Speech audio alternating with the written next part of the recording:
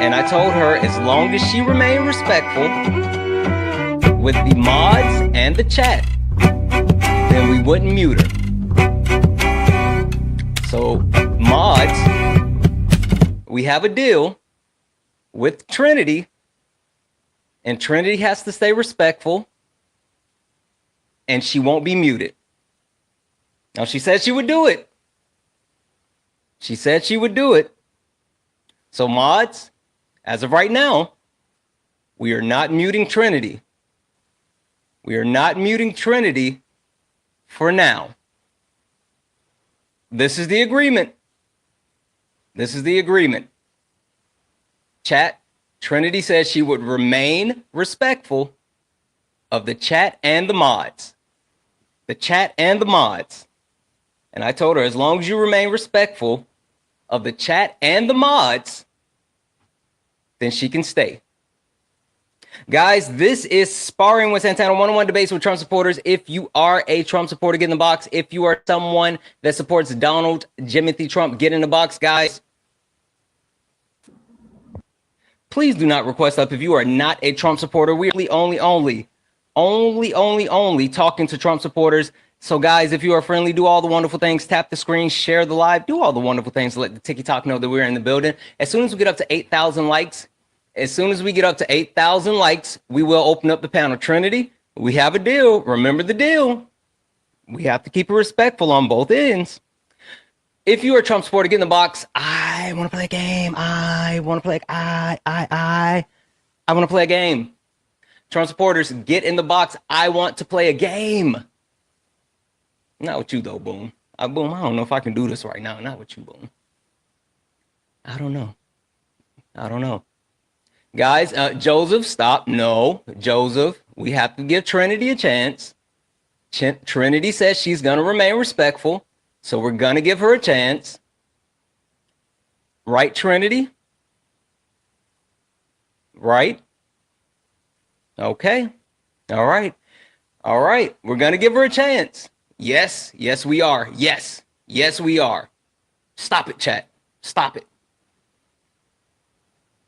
Okay, they won't be rude and you won't either, Trinity. That's the agreement. All right, guys. Only request up if you are a Trump supporter. I guess we'll start off. I guess we'll start off right here. I guess we will.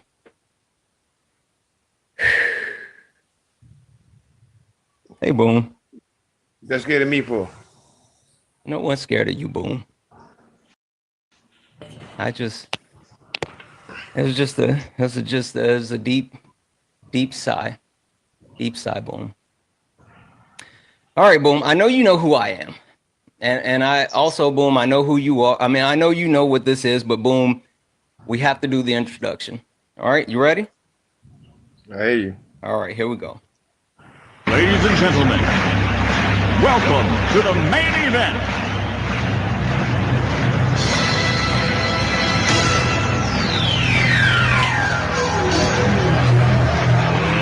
Let's get ready to rumble!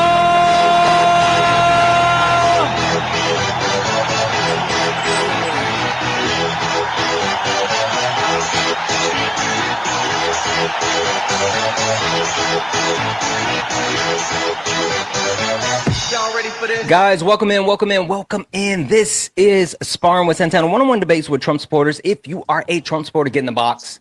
If you are someone that supports Donald Jimothy Trump, get in the box. We are only looking for some debates. We are only looking for debates with Trump supporters. This is not late nights. Please do not request up if you are a friendly. We are only talking to Trump supporters. With that being said, if you are a friendly, tap the screen, share the live, do all the wonderful things to let the TikTok know we're in the building. If we can knock out these love you so much, it would be wonderful. We're going to keep resetting the daily gift goal to these little 1 cent goals, and that will help push us out to the FYP.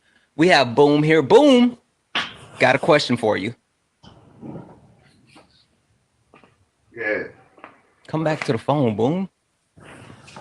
What's going on? Got a question for you. Hello. Do you want to play a game? Boom. I want to play a game, and normally I would go to like the things on the background. I'm not going to go there right now, Boom. I actually have a different question for you, Boom. How do you feel? And I'm more than positive you don't know about this, but I'm going to say it anyway. Boom. How do you feel knowing that the Republican-led Senate does not have a pathway forward for passing this big, beautiful bill, as Donald Trump called it? And specifically, you have Republican senators who are openly bashing the bill and telling people don't vote for it. What do you think about that, Boom? So he's having a problem passing it? Yes, because they are admitting that if they pass this bill, then it's going to gut Medicaid and harm millions of Americans, taking away health care from them. Yeah.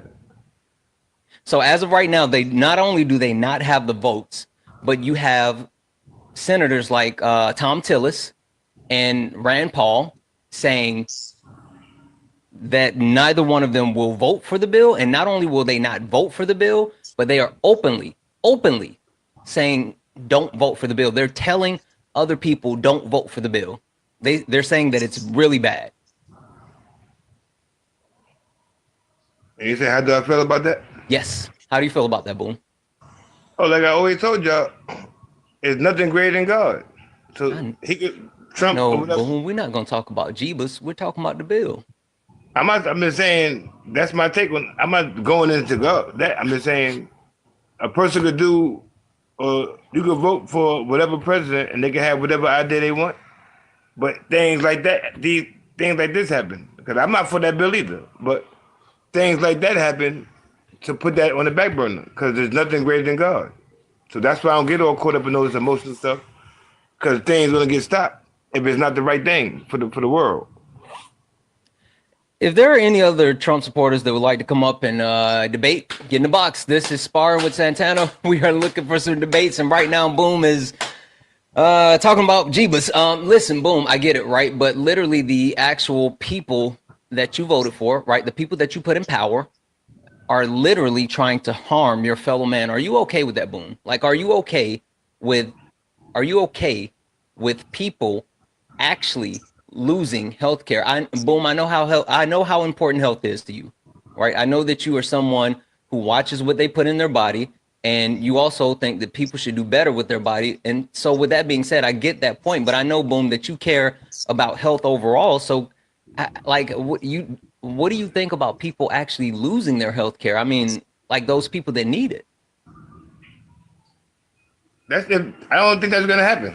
Because I don't think that bill gonna go forward. And I don't think that's I think that's kind of intentional. It's like a play. That's how I look at it. What's a play, Boom? It's it's like, for me, it's like a pushing the pawn for them to show their hand. Because I told you, these they puppets, so they do certain things. Well, I know Trump would. I don't know about what's her name, because she's not. So he gotta be. It's like psychological. He pushed his pawn, this bill, and then get them to do that kind of stuff, and then come with something different. Let me take it from here, all right? Let me just hold on one second. Hold on one second. Boom. Oh. Yeah, I'm gonna go ahead and drop you down, Boom. Boom. He shall not be named. Are you a Trump supporter? You got hit with the soundboard. Woo, man. Yeah. So are you a Trump supporter? So clever. Yes. Hold on. Hey, Corey, sorry. Listen, hold on. We don't mute Trinity. Unless she's being wild in the chat. Corey, you might have missed it. Mods, you might have missed it. We have an agreement in place with Trinity as of right now. Trinity will remain respectful to not only the mods, but the chat. And as long as Trinity remains respectful to the mods and the chat, then she will not get muted. All right, man. I think they got it. Yeah, I'm still talking. Okay. So mods, getting bored. Mods, make sure, again, if she remains respectful, we don't mute her. But as soon as she, goes off the rail, we got an understanding. How many times you got to So with that being said, I'm about to start blocking people here soon. Really? You know what? Before you block people, question for you. Want to see a magic trick?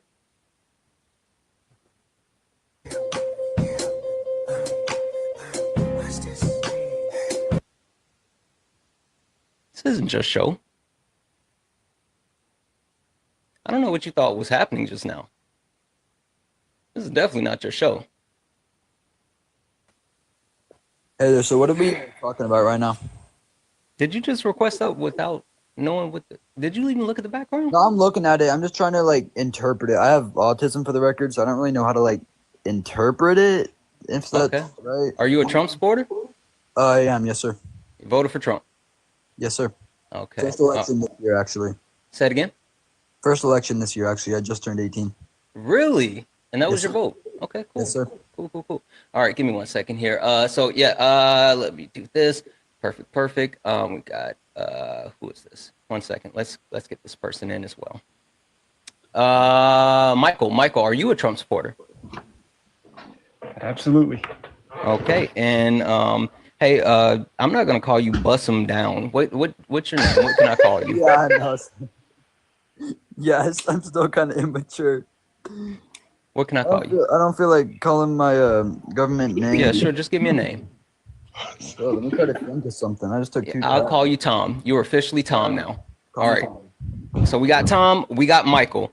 Tom, Michael. Got a question for you both. And Michael, I'll start with you. All right. Hello. Do you want to play a game? Michael, which one did you vote for? More wars, higher prices, less freedom, the love of isms and phobias, or did you just want a king? I don't think I voted for any of those. Okay, so that means you're here to prove me wrong. All right, Michael, what did you vote for? I voted for Donald Trump's deportation operation and his abortion legislation. Okay. So let's start with this deportation policy. Can you actually clearly define what his deportation policy is for me? Well, it's not something like we've never seen before. It's quite literally just deporting all of the millions and millions of illegals that the Biden-Harris administration led into our Undocumented country. immigrants. However you want to call it. Yeah, I want to call it undocumented immigrants. So cool. Okay. I hear you. Can you tell me what's Trump's plan? Like, how is he executing his deportation process? He's sending ICE everywhere to go get him. How's that working out? It's working out pretty good. I don't think so. Okay, cool. So there was a quota that he put on deportation, which was 3,000. What up, Zeus? 3,000 deportations a day. How's that going? Well, obviously it's been a little stalled, but It absolutely doesn't has. matter how many we get them out a day, as long as they just get out. Sure. Yeah, I hear you. So not only are they not making that 3,000 a day, fun fact, they're actually deporting at a lower clip, thank you, Zeus, than the Biden administration. Yeah, well, we're gonna have more by the end of his term than Biden. I hear you. That's high hopes. Another thing is ICE is actually on track to run out of money. So as far as them being able to complete the work that they're doing, they're on track to not actually be able to pay the people to do what they're doing. What do you think about that? Well, we're just gonna have to find out, aren't we? Oh, so you would like to finish the fuck around so you can find out. Got it. All right. So with that being said, Donald Trump has actually failed at his deportation process because not only has he still has 3 years left in his terms. That's a fair statement. Deports to get him out. That's actually a fair statement. You're right. So far, he has failed. How about that? That's a better way of putting it, in your opinion. Yeah. Well, no, by all metrics, right? Well, it's not objective, no. How's that not objective? Why would he have? Because they're still getting out. Yeah, but again, Not at the rate as question he for wanted, you. but they're still getting out. Question for you. Okay. Who are they deporting? They're deporting all undocumented immigrants. I'm sorry, But they're not. But they are. But they're not. You don't see that's the catch-22, right? That's the problem. Do you think that undocumented immigrants, people that aren't supposed to be here, do you think they would go to court? Go to like gain citizenship is what you're asking? Like show up for a court date to work on their citizenship. Do you think they would do that?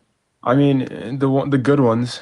No, that's not how it happened. So Donald Trump and the Trump administration, and also, what's his name, Tom Homan, they've been Right. so unsuccessful at their deportation process that because they did say, "Oh, we're going to get the criminals, we're going to get the criminals, we're going to get the bad ones," and they've been so unsuccessful that they have started the process of targeting schools, churches, job sites. But even more, this is the interesting one to me. Like I hear you, you could talk about all the other ones, but literally Mhm. they're targeting documented immigrants who are No. going to court.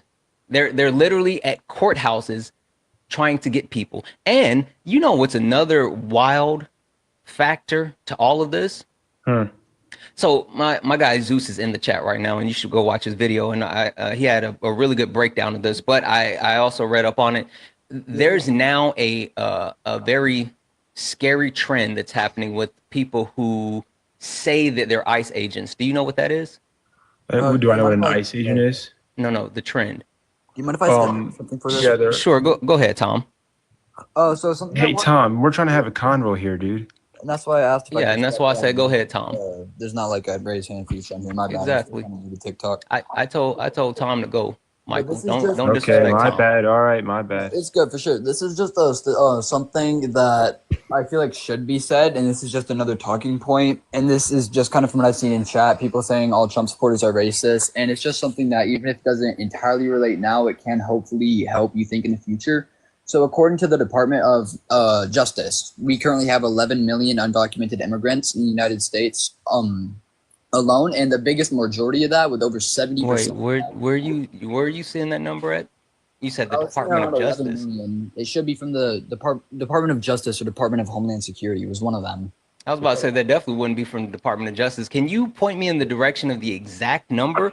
Because that 11 million is a interesting number. Because I'll tell you why in a moment. But tell me what source are you actually looking at?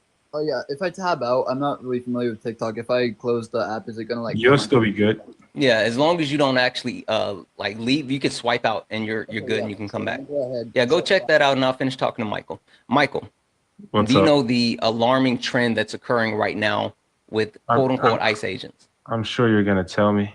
Yeah, I will. So there is a widespread, and I'll call it an epidemic, widespread epidemic of people who are not ICE agents, especially because ICE agents have been covering up their faces and not showing identification, but Yeah, they've been wide plain source clothes. of wide epidemic of quote unquote ICE agents who are dressing up. People are dressing up and abducting people, abducting undocumented immigrants, and Well, that's literally unlawful. trying to, yeah, exactly. But see, this is what I'm talking about. When you have such an unorganized process of doing things, right? When you say that you don't have to show your face and you don't have to show identification, and you can just grab people, then that becomes the problem. I would agree that's a problem, but how is like Trump? How is he in? Like, is he telling people to just go kidnap people? He's No, not. not at all. But then, and see, that's what I'm saying. If he had a better plan, then these things wouldn't be happening, right? I mean, if he's been so focused on, getting quote unquote immigrants out of the country that he hasn't set up an actual structure or system that allows him to be successful. And so when you tell people they don't have to show their face and they don't have to show identification, and you try to actually just give them any type of immunity or whatever, just to do whatever, then you're going to have bad faith actors. So I'm not saying that that's the Trump administration's fault. I'm not saying that, but it is a by factor of the fact that he's not putting in proper guardrails to execute. Yeah, I hear you, but honestly, it's past Trump at that point. He can't. It's He's not not. forcing It's people to not. do that. It's not. You know why it's not though? Because Why? all he has to do is actually follow the process. So I completely disagree with mass deportation. That's my personal opinion, right? I completely disagree with mass deportation. I disagree with deportation, period. I think borders are funny and like whatever. But with that being said, if Donald What Trump about the actually, criminal ones? sure, I mean, like first and foremost, this is stolen land, right? This is Turtle Island. Secondly, It's like conquered and brought, Oh, not yeah, yeah, stolen. no, it's literally stolen from indigenous people. It's stolen. I don't want to hear that silly talk. Anyway, with that being said, if Donald Trump really wanted to get his hateful rhetoric off, then all he has to do is follow the law. And if he actually followed the law and he could follow the game plan that Obama laid out and he could be successful, but he doesn't want to do that. My whole thing is this. I could give you 3 presidents right now, Democratic presidents who deported more than Trump so far. I but can you don't too. have a problem So with them. no. Again, did you not hear what I just said? Okay, yeah, you're saying you don't like how he's doing it, but it really just doesn't matter. No. I didn't say I don't like how he's doing it. I mean, like I said, I don't like deportation. Period. But I so said you're if he also followed, criticizing the Democratic presidents as well. yes, absolutely, Okay. absolutely. Well, that's I'm fair. saying that if he wanted to do it correctly, he could, but he's choosing not to. That's my point. Like literally, he could actually do it if he wanted to, but he's not interested in following the law, which is a bigger problem. So where at is he breaking the law? Yeah, he's breaking the law by not giving people due process, and Well, under also the Alien Invaders Act of 1798, he doesn't need to give sure, them the due Aliens process. Invasion Act has been suspended, and also, we're not at war with Venezuela. Okay, but So I mean, but I you can hear also you. say that though Congress didn't declare war eagles. Okay, we were never at war with Vietnam, Korea, Iraq. I mean, that's Afghanistan. fair. That's a Congress fair didn't statement declare as war well. on them either. That's a fair statement as well. But again, so listen, this is my point, right? If Donald Trump was actually serious about what he was trying to do, if he didn't have so much pride, why wouldn't he just follow the same playbook as Barack Obama? I mean, there's really, really, as long as deporting how you do it is still deportation to the end of the day. It's not if one, you're wasting money, two, you're not being as successful, and three, you're held up in court because you won't follow the law. So that's not success. Again, literally, if he wanted to do this, all he has to do is admit that Obama did something well and just follow. Hell, let's keep it funky. He doesn't even have to admit that Obama did something well. He just has to do what Obama did. Can we move on a little bit? Sorry. Well, I would just say that at the end of the day, they're being deported. If it's not as fast, if it spends more money, they're still being deported. And you have a problem with all. No, real quick. You have a problem with all deportation. I do. So why does it even matter to you, Santana? Well, because first and foremost, I mean, the point of the conversation is what's happening with him breaking the law, right? And so just to make sure you understand this, I have an issue with Donald Trump in all facets when he breaks the law. It's yeah, we can talk about deportation and how I don't want people to be deported, but it like for that point, I mean, that's my personal point of view, and I don't talk about my personal preference in these conversations. I talk about what we can substantiate. Welcome in, Swan Raid. Welcome in, Swan Raid. W's in the chat for Swan Raid. With him breaking the law, violating the Constitution, which is the law of the land, and literally infringing on the rights of everyday Americans, that's what I have a problem with. Okay, so when I asked you how he broke the law, you gave me the due process example, but you said I had a fair argument on how the Alien Invaders Act wouldn't really give him the right to due process. You said it didn't go through Congress as a direct declaration of war, but I gave you 4 examples of how the U.S. has been at war that didn't go through Congress, and you said that's a fair statement. So under that, how would that really be breaking the law? Because the court said that he broke the law. Court can't be wrong. Sorry. I mean, you could say the courts are right or wrong, but the courts are actually the prevailing law of the land. Tom, what were you about to say? I was just asking, 1, what courts, and then 2, can we move on? Because I want to talk about mine. Supreme Court. Supreme Court. They voted 10-0. You know, they got Clarence Thomas, Uncle Ruckus, to vote against Trump. That's fucking wild.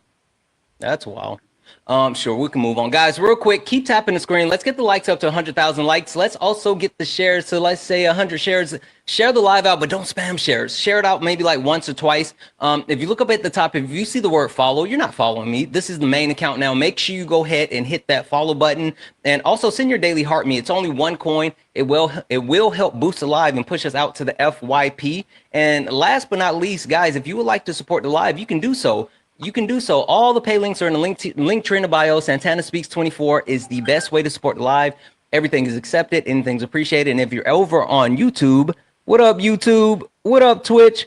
If you're over on YouTube, make sure you're liking the stream, and you can support with a YouTube super chat, and I will read that out. All right, Tom, you said that you wanted to talk about something. Yes, sir. What do you want to talk about, Tom? You're gonna ask me the question? Well, did you want the sound effect again? Is that what it is, Tom? Really good. I got you. Hold on. Don't worry. I got you. It was a good sound effect. Hello. Do you want to play a game? Tom, which one did you vote for? More wars, higher prices, less freedom, the love of isms and phobias, or did you just want a king? Hey, Swan. I'm gonna have to agree with the first guy. I don't think I voted for any of that. Okay. What did you vote for? I voted for his stand on the Second Amendment and the right to bear arms. Tom. Yes? Why the fuck you lying? Why you always lying? Oh my God. Stop fucking lying. Tom, who was the last president to violate your Second Amendment right? At the end of the day, that was pretty funny. But I'm more or less not going off of presidents. I'm saying more or less the states that we have seen. Let's talk about Chicago, which has had some of the strictest gun laws and still has some of the most mass Pew. Talk about sorry. Yeah. No, you're good. Los Angeles, which similar situation. New York. We can talk about Colorado. Why is it always Chicago? I listed 2 other states respectively. Yeah, I know, but hey, Swan, thank you. No, I'm saying you guys always go to Chicago first. Hey, did you know that rural areas have? Did you know that rural areas have a higher pew crime rate per capita than the major cities? What's worse was that? Just disproportionate. Sure, I'll get you the information. All right, for sure. Now, keep talking to me about the actual Second Amendment right and how, because you're saying that it's not Trump, because even though Trump is not only someone who violated your Second Amendment right, but who has said that he wants to actually get rid of due process again when it comes to your Second Amendment right. So what about that? That some other presidents, you asked the question, which of the presidents have infringed on our rights? And I can't remember his name because I wasn't that old enough. Donald Jimothy Trump. The 1986 assault weapons ban. Donald Jimothy Trump. What? Donald Jimothy Trump was the last president to actually infringe on your Second Amendment right. Donald Trump. How would he have infringed on my rights? You know what the bump stock ban is? Yeah, they were recently unbanned. Mm-hmm. Yeah. Who passed that? I don't entirely remember who passed it. Donald Jimothy Trump. It was Trump himself. Mm-hmm. That was something that he signed. Oh, I don't know. Oh, there we go. Yeah, he literally he did that, and it got taken all the way to the Supreme Court, and the Supreme Court said, can't do that. And again, not only did he do that, but he has advocated for taking away your pews without due process. I disagree. We saw a lot, and this is something. Wait, you disagree with what? This is relating back to what you said. I voted for Trump more or less because of. I'll just say I voted Republican. There at the end. But wait, hold on. You said you disagree with what? Because the 2 statements that I said are actually factual. So how can you? I'm trying to kind of backtrack to the beginning to what we said. Oh, okay, so you don't disagree with the 2 statements I just made. You disagree with something that I didn't just say. Oh yeah, this was earlier. Okay, cool. All right. Okay, and so earlier you said, did I vote Trump? Which personally I did, but I didn't vote for him more or less off of his of Republican, because in a lot of these blue cities we have seen, like I have named for you, especially in Colorado. Wait, you cut out. I think you got a call or something, so I couldn't hear what you said. I voted for him because of his Republican Party, because of some of the states I named to you, and one that I do want to talk about in mostly blue cities, but in some reds, we have seen a lot of things that are infringing upon our rights. For example, in Colorado, we're seeing the ban of all detachable magazine weapons, which is unconstitutional no matter how you want to look at it. In California, we're seeing them having to add those shark fins to their weapons and whatever the hell, just to, make them legal or whatever. The Constitution says shall not be infringed, and that should be the bottom line. I own 3D printers, so you can guess with that. That's just my stand on that. Okay.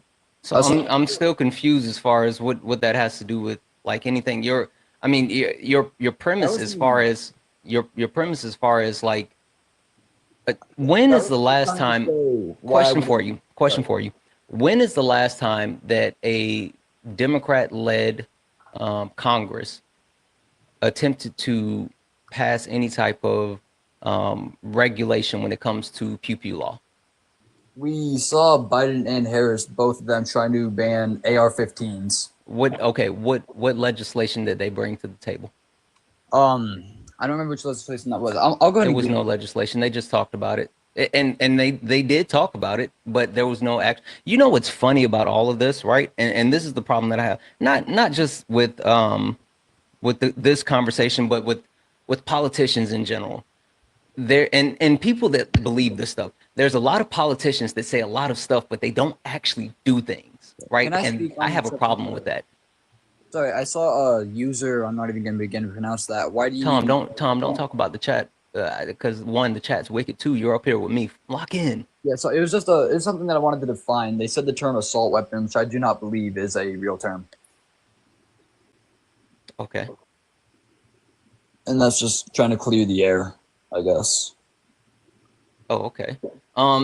Yeah, so just an FYI, if you want to go take a look at it, there was a study completed by the National Library of Medicine that actually broke down the firearm unaliving rate in rural versus urban U.S. Areas, and it looks at a span from starting in the early 2000s, and it trends for a 20-year period, and it shows that per capita in rural areas, there's more unalivements due to firearms than there is in urban areas. Now, the reason why I keep saying per capita is because it's an actual important distinction. Overall, I'm not saying that there's more unalivings in rural areas than like the big cities, but when you have more people in certain areas, then the numbers will look skewed. But if you look at it per capita, if the rural areas had the same amount of people as the cities or vice versa, then the rural areas where there are less restrictions would actually have more unalivements due to pew violence.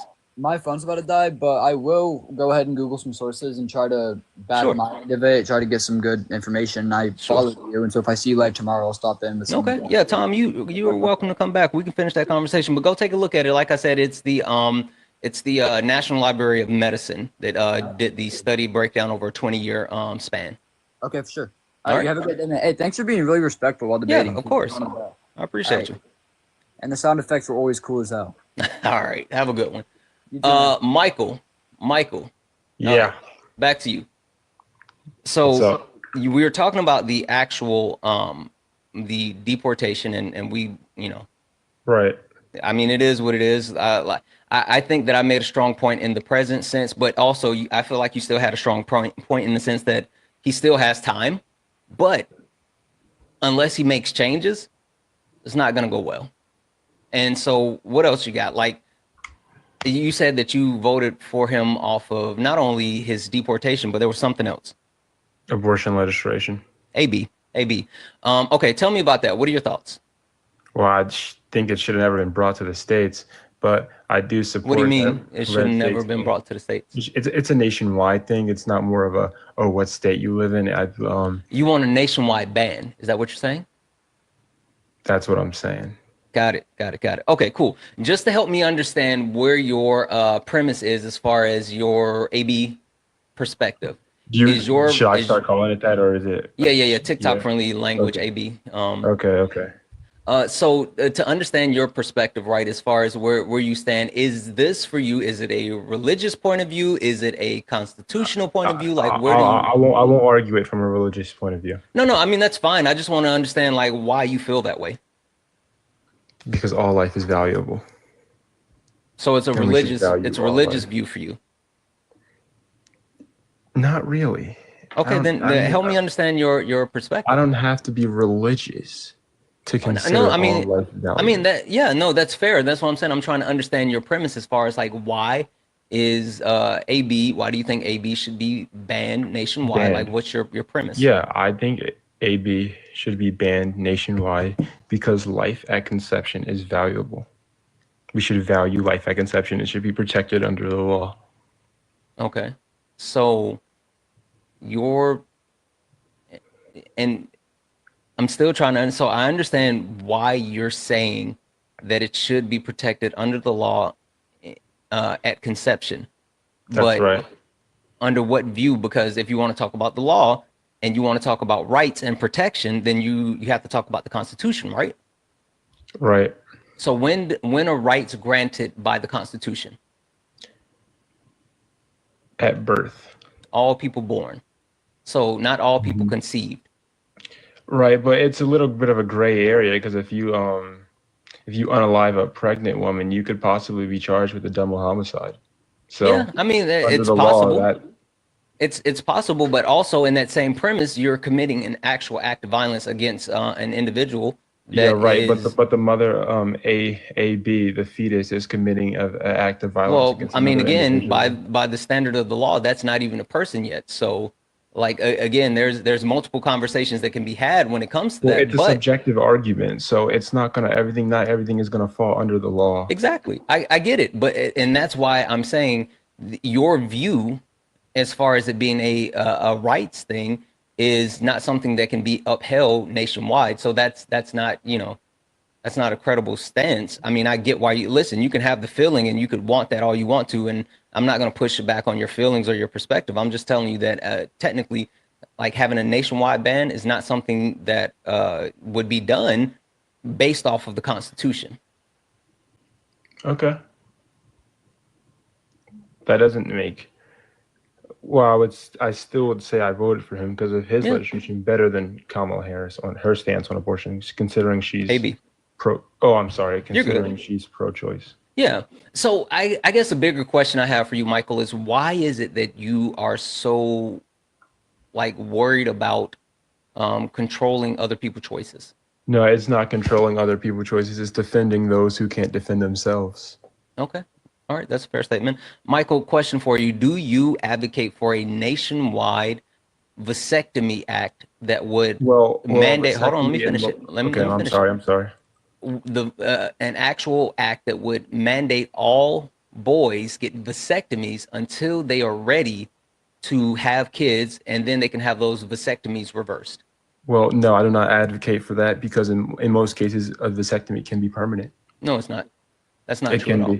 That's not true at all. Vasectomies, not only are they safer than any procedures that women have when it comes to their reproductive health, but they're also one, more effective, and two, reversible, and three, a simple outpatient procedure. Well, advocating for vasectomy can also, why don't we just advocate for more birth control, Plan B, IUDs? That the vasectomy would be in that playfield. Yeah, I mean, I'm with it. I'm with all of that as well. But listen, if you want to go to the source, I mean, like, listen, you ain't making no babies if you ain't got no baby making juice. If you ain't got that baby making batter, take the batter out. So what are we talking about?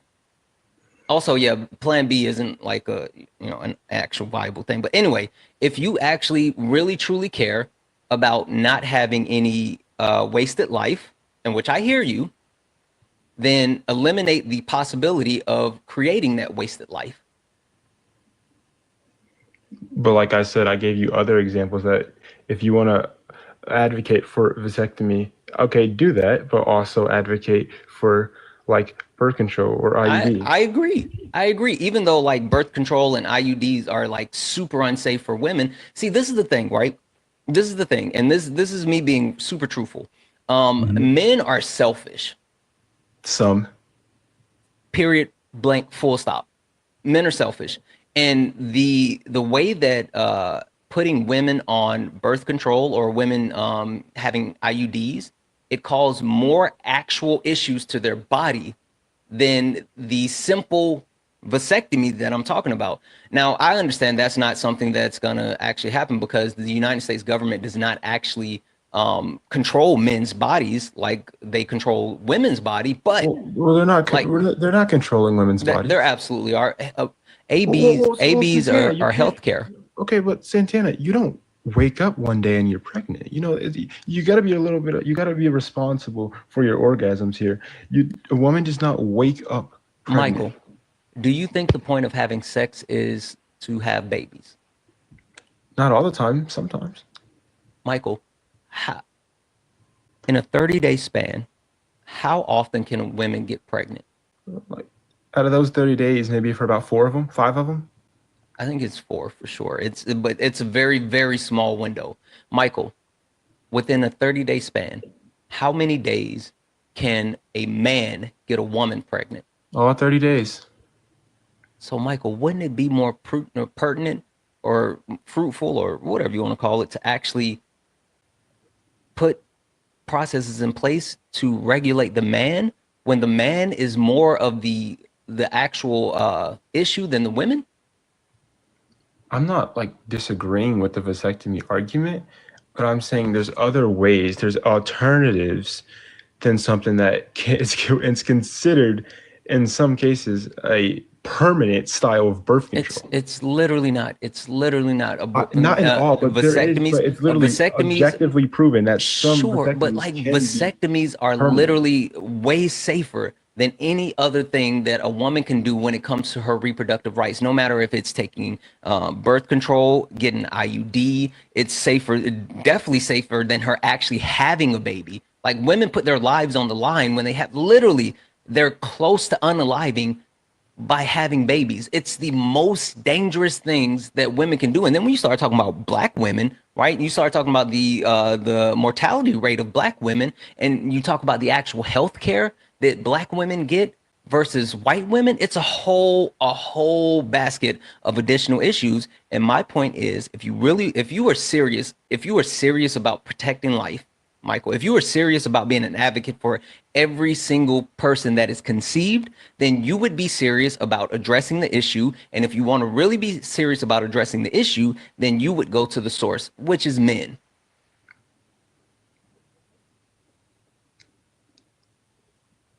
Well, you can push and advocate for vasectomy, but that doesn't, women will still, even with vasectomies, even with more men getting it, women will still have ABs. I mean, we're looking at 1 million Michael, ABs a year. Michael. I know what bullshit sounds like.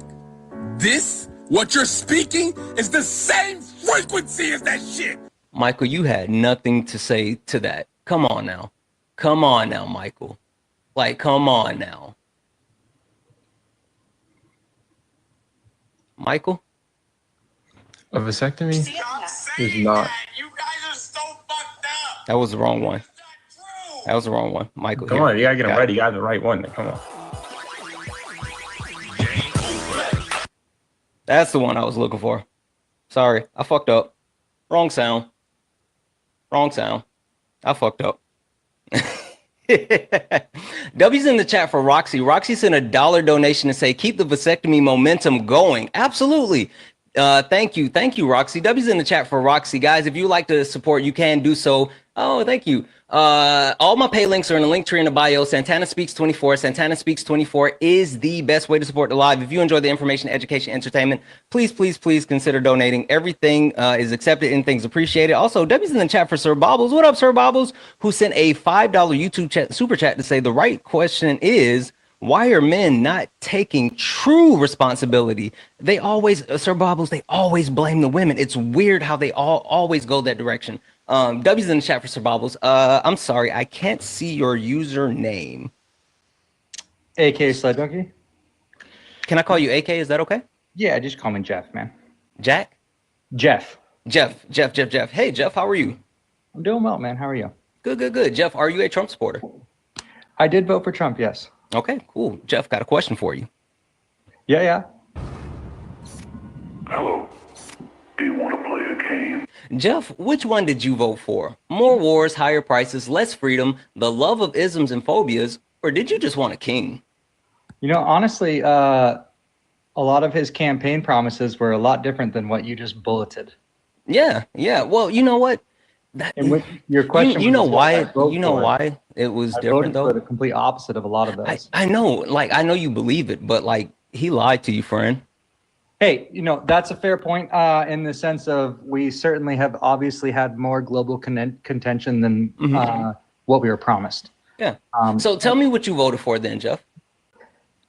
I'm a big proponent of staying out of problems. I would argue that I don't want to be involved in the Middle East, no more than I necessarily want to be involved in Ukraine. I would say that that's a more consistent stance. But before we go into anything, I did want to say something. Yeah.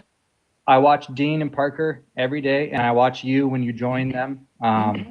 You are arguably the most respectful debater I've seen out of hundreds and hundreds of hours, and it is incredibly refreshing to see it. So keep it up, man. I love to see the dialogue.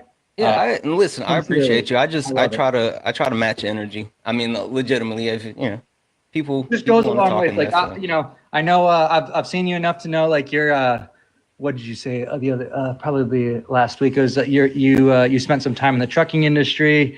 You're in your 30s. Like it shows, man. Like there's a maturity level with you that while I do see a lot of intelligence and spark and commitment from the younger generation, such as those mentioned previously, the way you deliver it is very well. Well, I appreciate you. I mean, not every conversation deserves the same level of contention. I mean, if you listen to some of the other debates or whatever I have, then I can get pretty wicked. So it just depends. Yeah, like it depends. I just match energy. But anyway, Jeff, tell me, what did you actually vote for? Like, what was your premise behind it? Okay, so or I'm sorry, you told me about staying out of the. I will wars. say I would say that there's a lot of like misinformation in the sense of like Trump did a really good job of campaigning this time. In the sense of he's always done a good job of campaigning, though. I didn't really feel like he did that great against Biden, to be honest. So maybe right. I think he was a little bit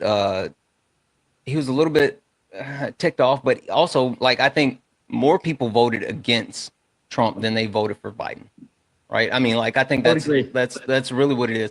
Donald Trump has never had an issue with, at least in my opinion, campaigning. I don't think that Donald Trump's good at just about anything. Right. I don't think he's a good businessman. I think he's dishonest. I think he's a fascist. But the one thing that I will never take away from him is he is excellent at marketing. He knows how to put his name on something and make money off of it, whether it's a real thing or not. And like, I'll never, ever downplay him and his ability to use this name for marketing purposes. So like him campaigning has never been something that's why even when he won in and when he was president in 2017, he was still doing like those rallies because he couldn't get out of campaign mode. Yeah, I would agree with that. Do you would you rather see Trump succeed in a way that you would like or be impeached? Say the question again. In a manner of speaking that you would be okay with, would you rather see Trump succeed in this presidential administration or just be impeached now? Succeed. Okay. I mean, like, legitimately, the reason is because if Donald Trump actually succeeds, and especially, I mean, you putting the caveat in the manner that I would like, then that means that he's doing things that's going to benefit everyday Americans. Right. And that's my whole premise behind any politician. The thing that I don't like, politics is so tribal. Right. And I get that. But the point that I try to make and I try to stay consistent with is it doesn't matter if it's a Republican, a Democrat, or independent. Politicians work for us. They're public servants and they're supposed to do what's in the best interest for the majority. Now, with that being said, the Republican Party as a whole, and specifically Donald Trump, hasn't done anything to benefit the majority of Americans or everyday Americans. So with that being said, I don't have any faith that he would actually do it, but. Yeah. Okay. Hey, actually, I just wanted to circle back real quick to your conversation previously with the gentleman before me. You were talking about vasectomy. What age for society-wide vasectomy would you be saying or advocating for the male? I mean, I don't know. Like, I would have to really look into that more. I mean, puberty. I Okay, mean, so we'll just say approximately 12, 13. no, I mean 14, 14? 14, 15, somewhere around. I don't know. I don't know. Like I think that one, I haven't given that like a serious level of a thought because when I say there's no way in hell that that would ever happen, it's because there's no law that is implemented that regulates the body of a man. This country would never even. Not only would they not vote for it, they wouldn't even come up with that type of legislation. So I've not given that any thought. They would come uncorked. Yeah, I mean, like we understand what it is, right? I mean, they want to control women. I have a vasectomy, so but like it was a quick procedure and it was safe, right? Oh, absolutely. Yeah, I could have worked the same day. But with that being said, there is some drawbacks. You talked about being safe. The doctor told me, and I've actually since Googled it, but you tend to lose 5 to 10% of reversal every year. I didn't know that. The successful rate of reversal goes down dramatically after 10 years. So that's why after a 10-year period. What age would you say? And puberty makes sense in the sense of like, I don't know what the repercussions. I've actually since you say, and puberty makes mass public. With that being said, I will preface that I fall under the AB side of things. Your camp. Yeah. I'll say. So I like this is the one thing that I try to make sure I tell people because I have never like shared my personal feelings or thoughts or whatever when it comes to AB. But the one thing that I stand on and I try to be consistent with this is like I legitimately don't care what people do as long as it's not harming other people. So whatever decision they make, that's their decision. Like I don't believe in controlling people. I don't believe in dictating to people. Like I have no interest in any of that. And so like I trust women, and even more so, like I understand the massive undertaking that childbirth is, right? When you talk about women putting their lives on the line to be able to have kids, I mean, you talk about the actual physical and mental changes that they go through and the amount of time and pain and just everything that it takes. If this is going to be something that a woman has to actually deal with, then it has to be on their own terms, not like lawmakers' terms, not men's terms. Why should I have a say in whether women get to actually control their bodies or not? That's weird. It's my opinion. Yeah, I guess for me, it honestly just boils down to it's less about like women's versus men's. It's more just pragmatic in the sense of it's not my decision to make. Yeah, so I agree, right? Regardless of sex. Yeah. So I had another question too about the Biden-Harris administration said that they were going to be banning ARs, or they wanted to. You commented that, you know, obviously that was a lot of just talk. They never actually implemented or even, as far as I know, tried to implement any legislation. They didn't do anything. Yeah. Okay. That's fine. I mean, that's fair. But like, so that's a problem that I have with the Democratic Party because I would be in favor of it, right? I mean, like, there's a lot of pew regulations that I would love to see, and again, this is me. I am a card-toting 2A member, right? I have weapons myself, but I would be in favor of that because innocent kids losing their lives, like people losing their lives, is way more important to me than having my pew. But the problem that I have with the Democratic Party is one thing that I give the Republican Party credit for. When the Democratic Party has power, they don't do much, right? They don't really wield that power. When the Republican Party has power, no matter how hateful or harmful those things are or damaging those things are, the Republican Party, they swing that hammer.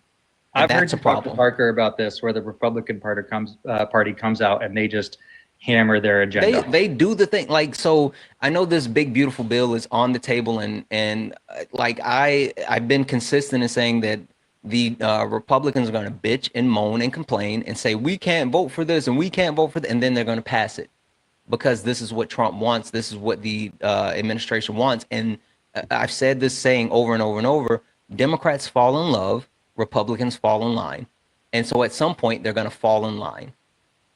So this is where I start to deter from the Democratic Party in regards to ARs. You said that you have some weapons and everything.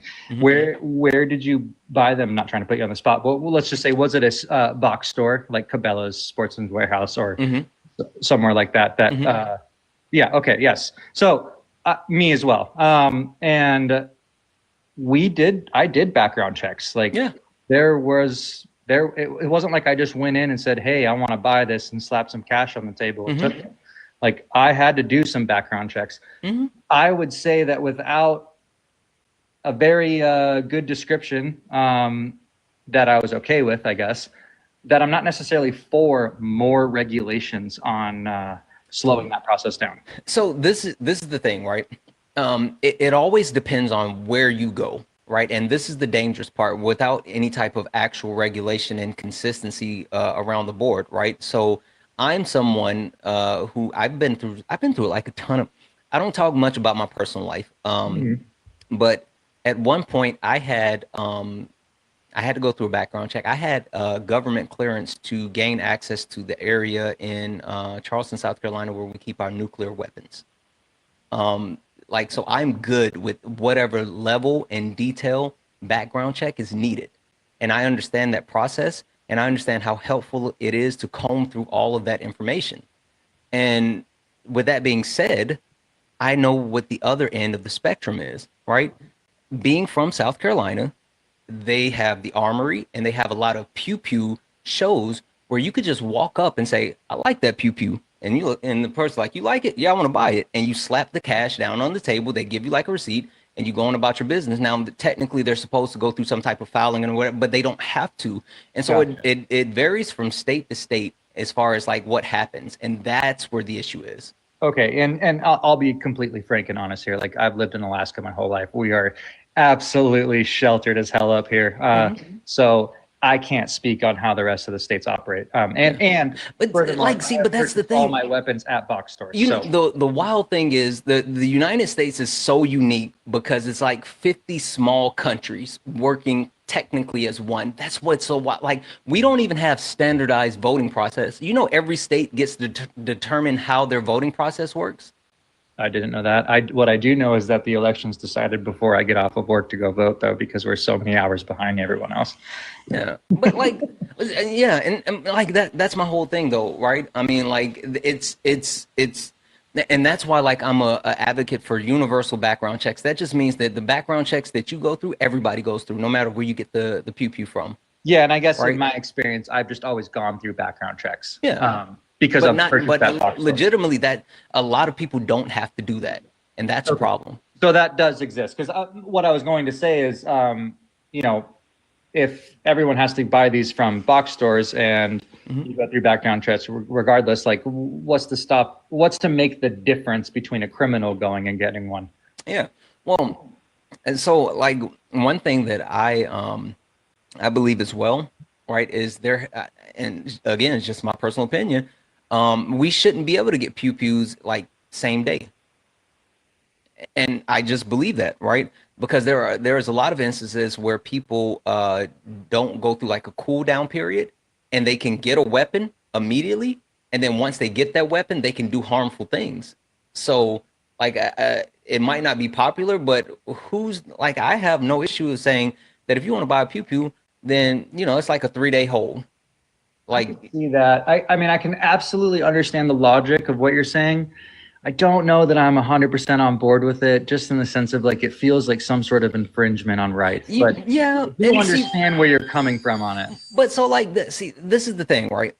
If the United States wasn't a industry leading pew-pew violence country, right? If we didn't have mass unalivings at an insane clip, like, I could get behind you.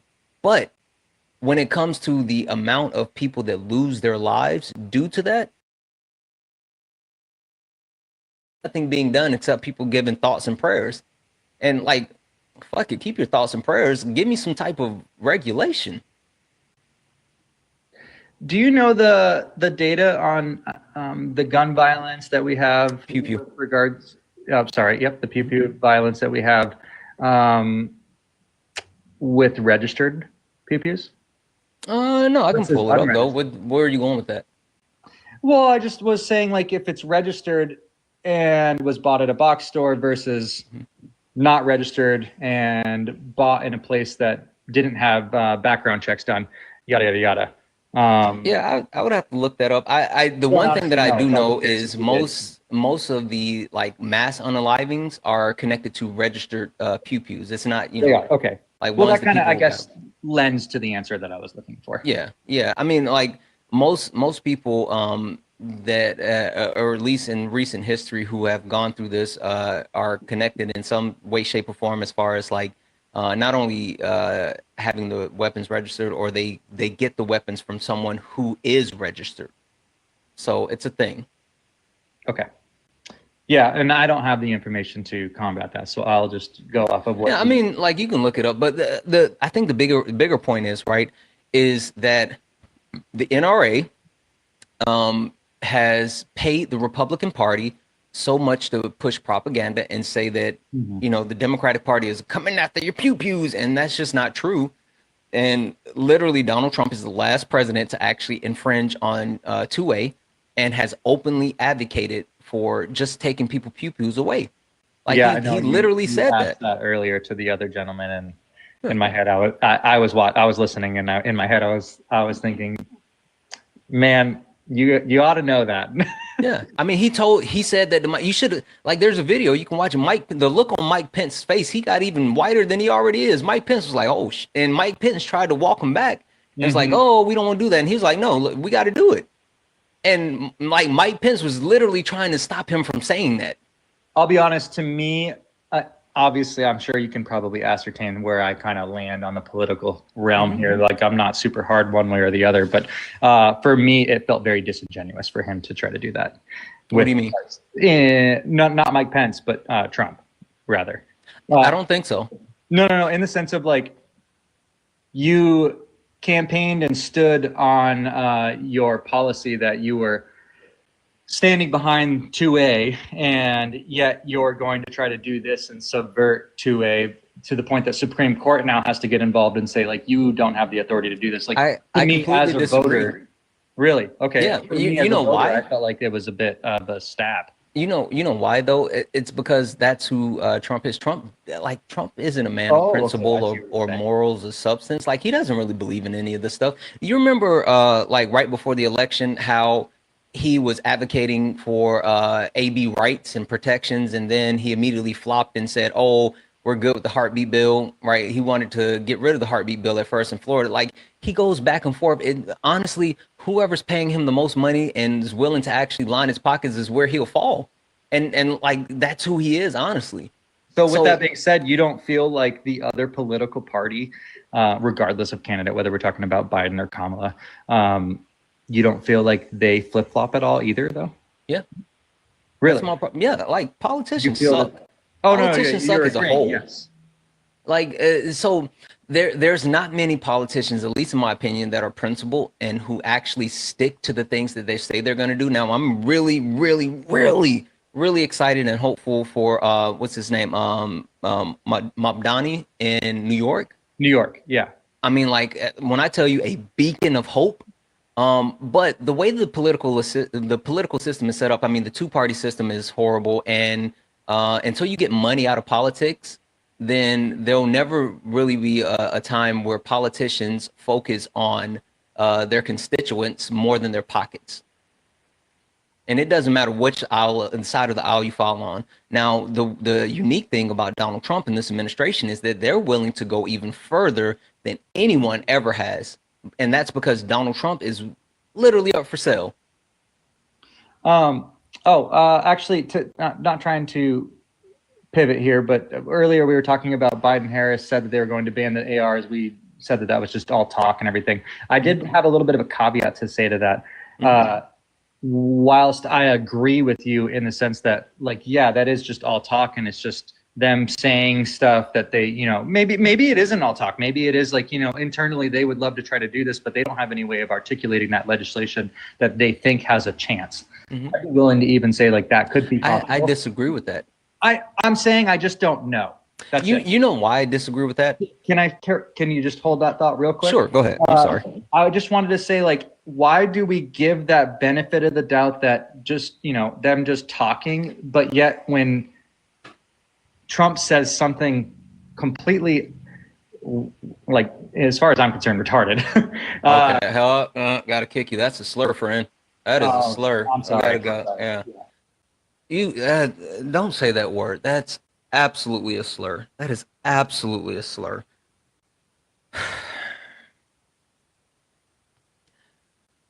Tap the screen, guys. Let's get the likes up to 150,000 likes. W's in the chat for Chris. Chris sent a $1 donation. I was born with spina bifida, which was a risky pregnancy for my mom. She was given the option to have an AB. She elected not to have one, but if she did, I wouldn't have held it against her because it's her choice. Shout out to Mama Bear. I know that's right. Shout out to Mama Bear. Shout out to you as well, Chris. Guys, if you would like to actually support the live, you can do so. Santana Speaks 24. Santana Speaks 24 is the best way to support the live.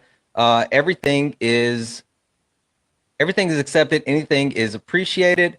If you are a Trump supporter, get in the box. If you are a Trump supporter, get in the box. Please do not request up if you are not a Trump supporter. This is Sparring with Santana, one-on-one debates with Trump supporters. Now, just to answer the question where he was going and what I was getting ready to say is the reason why I think that if, the Biden-Harris administration actually wanted to put forth any type of pew-pew regulation, it's because they were so successful with the other bipartisan legislation they put together, whether it was the PACT Act, the Chips and Science Act. I mean, hell, the infrastructure bill, which was something that not only Trump said he wanted to do, but Obama said he wanted to do. Like, a lot of presidents talked about that. And so they were able to get some of the most monumental bipartisan legislation passed. I mean, even when you talk about the Langford bill, they were like at the finish line with that one, and they could have gotten that one passed, but they were unable to do so because of Trump. So, like, that's why I said it was all talk. Because if they really wanted to do it, they would have tried to do it. Kim, are you a Trump supporter?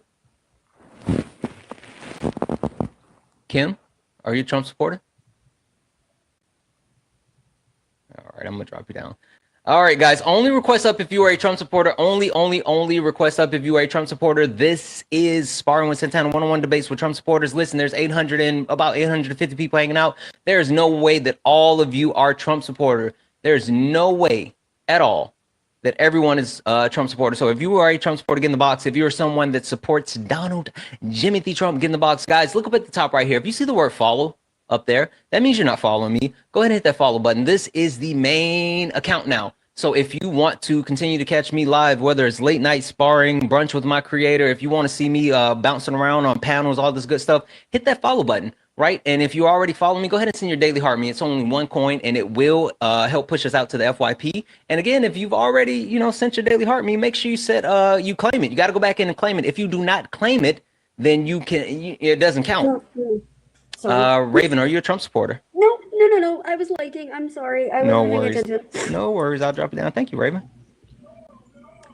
Yeah. MAGA, where you at? Where you at, though?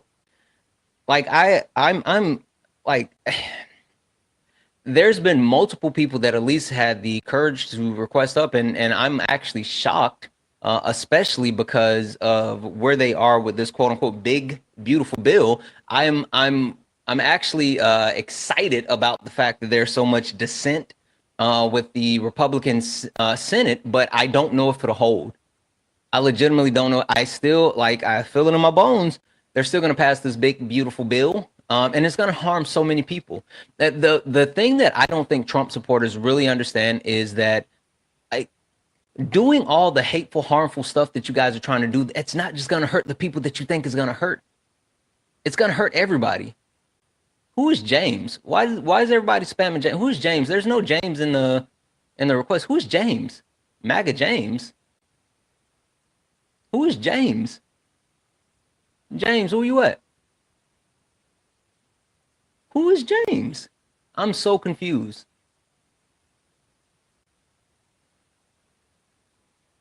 Is he scared? Who is James? James, get in the box. Did he run? Oh, he was being racist. Well, that's par for course. They do like the racisms. They do like to do the racisms, and they're not even good at it. Guys, only request up if you are a Trump supporter.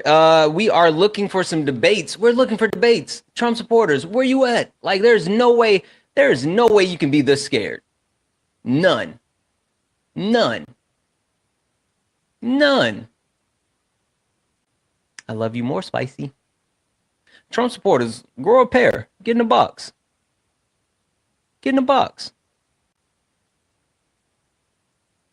Get in the box. Yeah, so you know what's interesting, and I was thinking about this earlier, right? And I'm convinced. Why is everybody adding him? Where is he at? Where's this James person at? We heard about it. Okay, cool. James, sending you a request, and I'm also gonna mute you, bud. Gonna mute you because you got the chat kind of riled up, and if you ain't gonna come up here and say it with your chest, then I'm gonna peel your muffin, your muffin back blue, right? So you get in the box, so you don't get the yip yap in the chat. It's just not. We don't play those type of games. You can, you can hate from outside of the club. Anyway, what I was saying is, you guys notice how interesting that it is that the only time Republicans actually have any type of spine is when they're no longer going to be in politics, right? So Tom Tillis, from the senator from North Carolina, said that he's not running for re-election, which is a huge deal, right? I mean, that means if Roy Cooper actually runs for senator, that's flipping, because North Carolina fucking loves Roy Cooper. So that's a huge deal, right? And so with that being said, Tom Tillis is openly and very loudly advocating against this bill, right? And with that being said, you see the only time that these people, I'll even tell you, know who has like shocked the shit out of me? Tucker Carlson.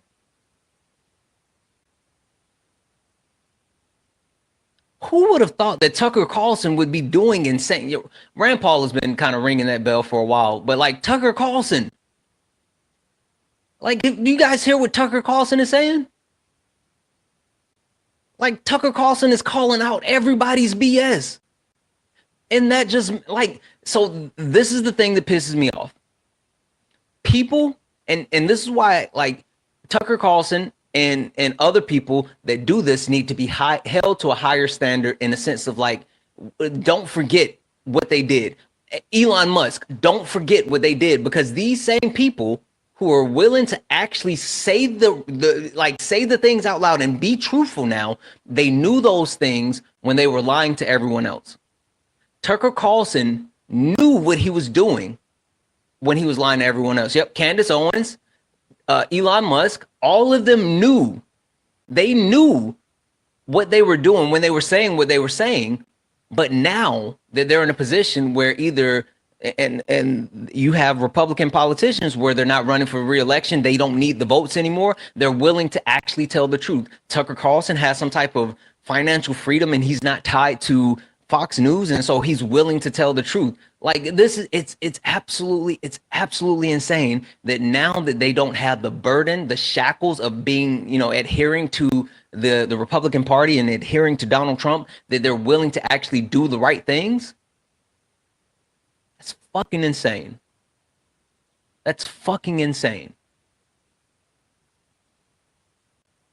The question I always have is, what's the price of your soul? How much are you willing? How many pieces of silver is your soul worth? And for all my people to read the Bible book, you'll get that.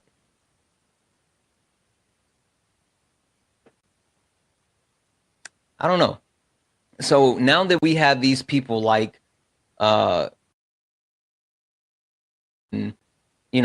of these people who are willing to say, like, oh, this is bad, this is bad, this is bad. Why the fuck weren't you saying it like an hour ago? Why did you? Oh, I know why, Elon. It's because you made billions. You became the richest man on earth under Donald Trump, and it benefited you. Benefited you. Tucker Carlson, why didn't, oh, I know, because you were the highest paid person at Fox News with the highest ratings on Fox News. Tom Tillis, why didn't you say anything? Oh, I know Tom Tillis is because North Carolina was pretty much a swing state, and you needed those MAGA supporters to vote for you in North Carolina. So when it's no longer beneficial to you, that's when you can say, all right, I'll be truthful. I'll be truthful. Steve, are you a Trump supporter? Oh, he's still loading in. Still loading in. Hey, Trinity. Trinity, I'm glad to see that you're still not muted right now. That means that you're being respectful, and you're being respectful to the mod in the chat, and so you're good to be here. So W's in the chat for Trinity. I know that's the first time you've ever heard that one. W's in the chat for Trinity. I don't think Steven is going to load. I don't think Steven's going to load.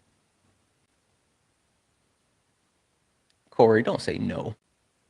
She's trying. She's trying.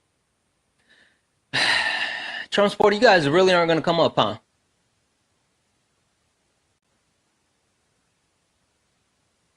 I'm really not going to come up. I'll do this then. I'll bring a couple of friendlies up. And let's just shoot the shit for a few minutes. How about that? Get in the box.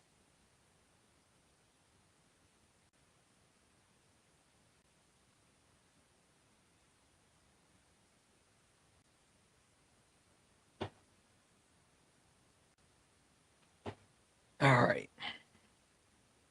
I'd love to talk to some people that I've never spoken with. If you are in the box, and like I would love to talk to people I've never spoken with. I'll start with you.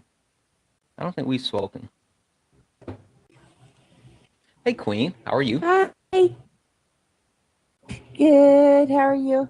I'm good. Good. How's your Sunday going? Good. Good. Queen, what do you want to talk about? This big beautiful bill. What's going on with it? Because I'm scared about my Medicaid. Yeah, so I'm gonna keep it funky with you. I still think it'll pass. I think there's gonna be massive cuts to Medicaid. I think the only way that it doesn't pass is if people come out, like everyday Americans continue to come out and put the pressure on all their politicians. It's our responsibility to continue to put all the pressure in the world on all the politicians, because if we don't, they're going to pass it in the middle of the night when no one's paying attention. That's their playbook. Yeah. So in your opinion, or hold on from one what second. you know, Matt, you said Medicaid isn't going away. Okay, cool. Matt, hey, I'm sending you a request to come up. I would love to hear you explain to me why it's not going away. I'm sorry, in go your ahead. opinion, what are they cutting exactly? Well, they're cutting the actual Medicaid budget. They're basically cutting it down to the bone, and then what they're going to do is actually let it run out. So like they're cutting the majority of the benefit, and then they also don't have a plan to continue funding it. Matt, you got to come back. If you can't see me, I can't hear you. Matt, tell me why you said Medicaid isn't going away. What's going on, Santana? It's I don't believe it is going away. Tell me why. That's not what was proposed, right? Yeah, it's in the bill. Disappear. Yeah, so in the bill, they're cutting the majority of the Medicaid budget, and then it's also an initiative to no longer continue to fund Medicaid, and so they're just going to basically let it run out. Matt, 880 billion, isn't it? I think they adjusted the amount and took it down, but it's not at first they were cutting the majority of the budget, and now they've reduced it some so that it's not going to be the entire budget. It's less. All right, Matt, I'm going to go ahead and kick you because you keep teacupping, and that makes me like paranoid. I don't know what you're doing, bud, but I'm not here for that. So we're gonna do that. All right. You're being weird. W's in the chat for Jeff. Jeff sent a $10 donation saying, apologies for the slip. I wasn't trying to be disrespectful to anyone, and I appreciate the dialogue. I don't know what you're talking about, Jeff. I don't know. I have no idea what you're talking about, but I guess thank you. I don't know.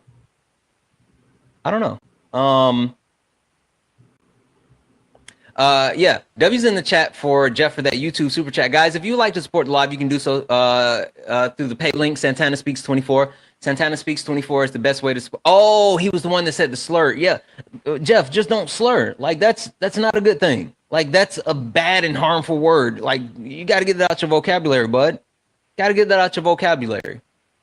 But Santana Speaks 24, best way to support the live. Everything is accepted. Anything is appreciated. Queen, yeah. So I think that the actual Medicaid is definitely, like, I think they're going to pass it unless we continue to stand up, yell, scream, and make sure that they are advocating for us. Yeah. What about SNAP? They're cutting a large portion from SNAP, and then also they're reworking the way that people can qualify for it, which is weird, right? Because when you talk about food assistance, I mean, like that's a huge thing, right? I mean, people being able to access food, and then like I talked to a guy yesterday, and he was like, "Oh, they're talking about you can't buy sodas and da da da da da and all this other stuff," and I'm like, "Well, yeah, are we going to address the fact that no, the R slur, it's not racist, it's ableist." It's ableist. I would recommend you guys look into it, but the R slur is ableist, and we don't do any of the isms here: racism, classism, sexism, ableism. Like, we don't do any of those. But the R word is ableist. So there's that. But yeah, like the thing that people have to think about, right, is even if they make these adjustments when it comes to like, oh, you can't buy this or that or whatever, like there's still food deserts and there's still food swamps. And so people don't have access to healthy food, or if all they can do is buy like junk food because that's the only thing that's being sold in their area, then what are we doing? Yeah. I'm on disability, so I get SNAP. It's only $200 a month, and I do buy sodas on it. But in Oklahoma, you should be able to have sodas. Like, it's. I'm sorry. Yeah. Like, what are we doing? I feel the same way. Every once in a while, I want a soda or energy drink. I should be able to buy it. But I do also understand the other side of it. They want people to be healthier. Yeah. But like you said, where I'm at, I have a Dollar General. And it's not even the one that sells the fresh produce. It's just a generic Dollar General. That's all I have around me. Exactly. If I want to go to Walmart, I have to travel 45 minutes. Yeah, and like that's the point. So if you're gonna actually do these things, then address the actual issues that we have throughout the country, right? I mean, if you really want to like do this, then like lean into all. So I'm a big proponent for like socialist programs because hell, like if we're gonna talk about, oh, you want people to be healthy, cool, like make America healthy again or whatever, like give them free healthcare. Like let's address healthcare. Let's address like all of these inequalities that make us unhealthy as Americans, and then like talk about removing these other programs. Because if you fix the other stuff, then those things aren't needed. Yeah. So I don't know. Oh yeah. I don't know. If I had free healthcare or universal healthcare, I wouldn't have to pay so much for my medicines. Exactly. My medicines run me $300 a month. They were running me about 120. Yeah. But since he undid the cap, they're about 300. They run me on average about 300 a month. Yeah, and because of my lupus, I'm in the doctor's office at least twice a month, which is 45 minutes away. Exactly. And see, like all of it, it's all a thing and it's all connected. And they like the Republican Party doesn't want to actually address the issues. And the thing that they've been so successful with doing is convincing the people that other people are getting something free and they're not getting the things free, and so that's how they're able to turn on it. Like that's the trick. Tell them that oh, you guys aren't getting the free stuff, but the other people are getting the free stuff. Yeah, it's hard. It's hard. That's why I've almost hit your mutual aid up. Yeah, well, because I know you remember. Huh? I said, I know you remember. I mean, like the mutual aid channel in the Discord is there for a reason, and so if that's something that you need, then put it in. Don't listen. Well, by the time I get done paying my bills, I have $50 out of my disability a month. Yeah. Listen, when I tell people like to join the And Discord, it's hard when you have to do gas to get to your doctor's appointments, gas to get to my lab appointment, gas to get to my emergency room trips because lupus and my jaw. You know, it's just a lot. And well, Queen, and I'll say this, Queen, I'll say this, and I mean this. The reason why I tell people to get in the Discord is not only because you know, it's a benefit of being a subscriber, but we have so much access to so many wonderful things that would help so many people, whether it is our mutual aid channel that we have in our Discord, or if it's like additional resources, you know, when it comes to voting, when it comes to like jobs, when it comes to like mental health, like there's so much in there. So if you need mutual aid when it comes to our community, like that's what the community does. And so like, you know, hit the mutual aid channel within the Discord, put your information in there, and then we go from there. Like we're a community, we help each other. And so don't feel bad about it. That's what it's for. And that's one of your benefits is being a subscriber, is getting direct access to that. Like I have a mutual aid email that people can send an email to, and then, you know, they can be considered for mutual aid help. But if you're a subscriber, like bypass the mutual aid email and go straight to the channel, you know? Okay. All right. Everybody, if you're not a subscriber to Santana, he is the best person to subscribe to. I'm okay. Because I've been a subscriber now for a while, and the perks are amazing. Yeah. So everybody subscribe. Yeah. Well, Queen, I'm going to drop you down and try to get a couple more people in here. I appreciate you coming up. All right. Thank you. Said, oh, he's a POS G-spot hitter. I get you. I'm going to go ahead and send you a request to come up directly. And guess what? I'm going to go ahead and do that. I would love to hear why you think that I'm a POS. Show your source. Cite your source. Cite your source. If you're talking about the old me, maybe. Back when I was like 24. I was like the worst person. Like I didn't, you know, do illegal shit, but like, fun fact, when I was 24, this is gonna sound way worse now because of who he is now, but think about like 2010. Anyway, when I was like 24, I was like Kanye West in my head. Before he lost his mom and decided he was a schnazi. But I say all that to say, like, when I was younger, I was not the best person at all. So, W's in the chat for Chris. Yeah, give me a minute. We can definitely see what we can do. But thank you for that $1 donation, Chris. I really appreciate you. Let's see here. Who are you? I don't think you and I have ever spoken. How do I say your username? Something Phoenix?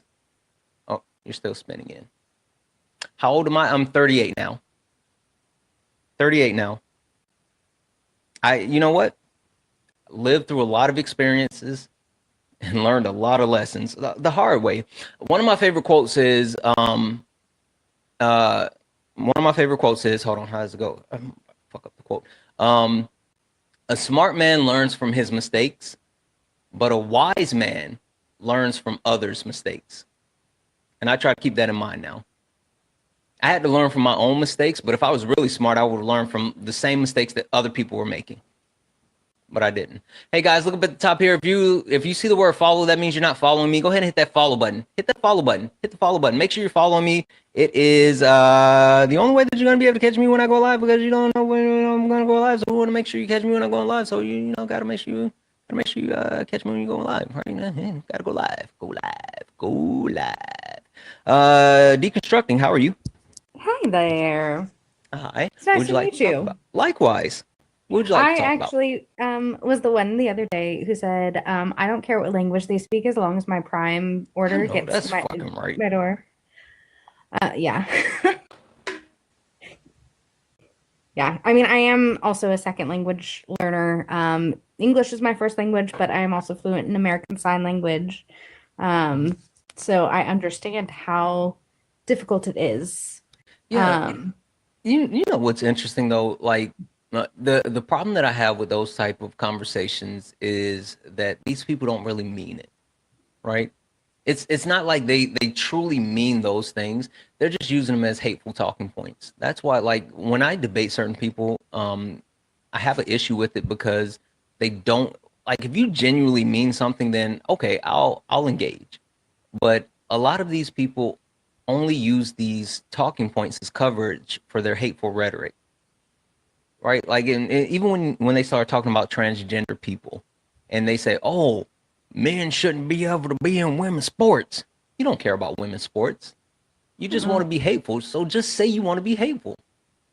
They also don't care about men and women's locker rooms because if they did, they wouldn't have voted for a man who has bragged about being in women's dressing rooms. Like Exactly. I mean, like they're so what's the word I'm looking for? Hypocritical. That word. They're hypocritical. Like again, if you actually believe these things and like these were something that you were willing to stand on, like we can really go from that point. But like, I respect people that are willing to come up here and say the things with their chest. And like, there's been a couple of people who come up and say like, "Hey, I voted for him because I believe in the white people controlling everything." I'm like, all right, cool. You said it with your chest. Let's go through it. But for people to actually come up here and like, I talked to a guy yesterday who was like, "Oh," it was either yesterday or today. Sometimes it blurs together. But he was like, "Oh, I didn't vote for Kamala Harris because there was no primary, and I voted. I'm a Democrat." And I was like, "Okay, so that was the premise of why you said you didn't vote for her.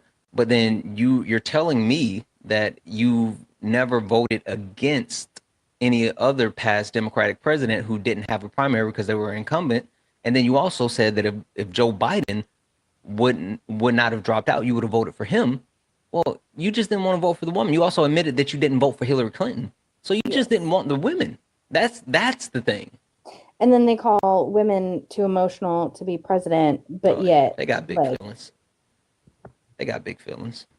But Men did they not love just see the divorce of the century? Who?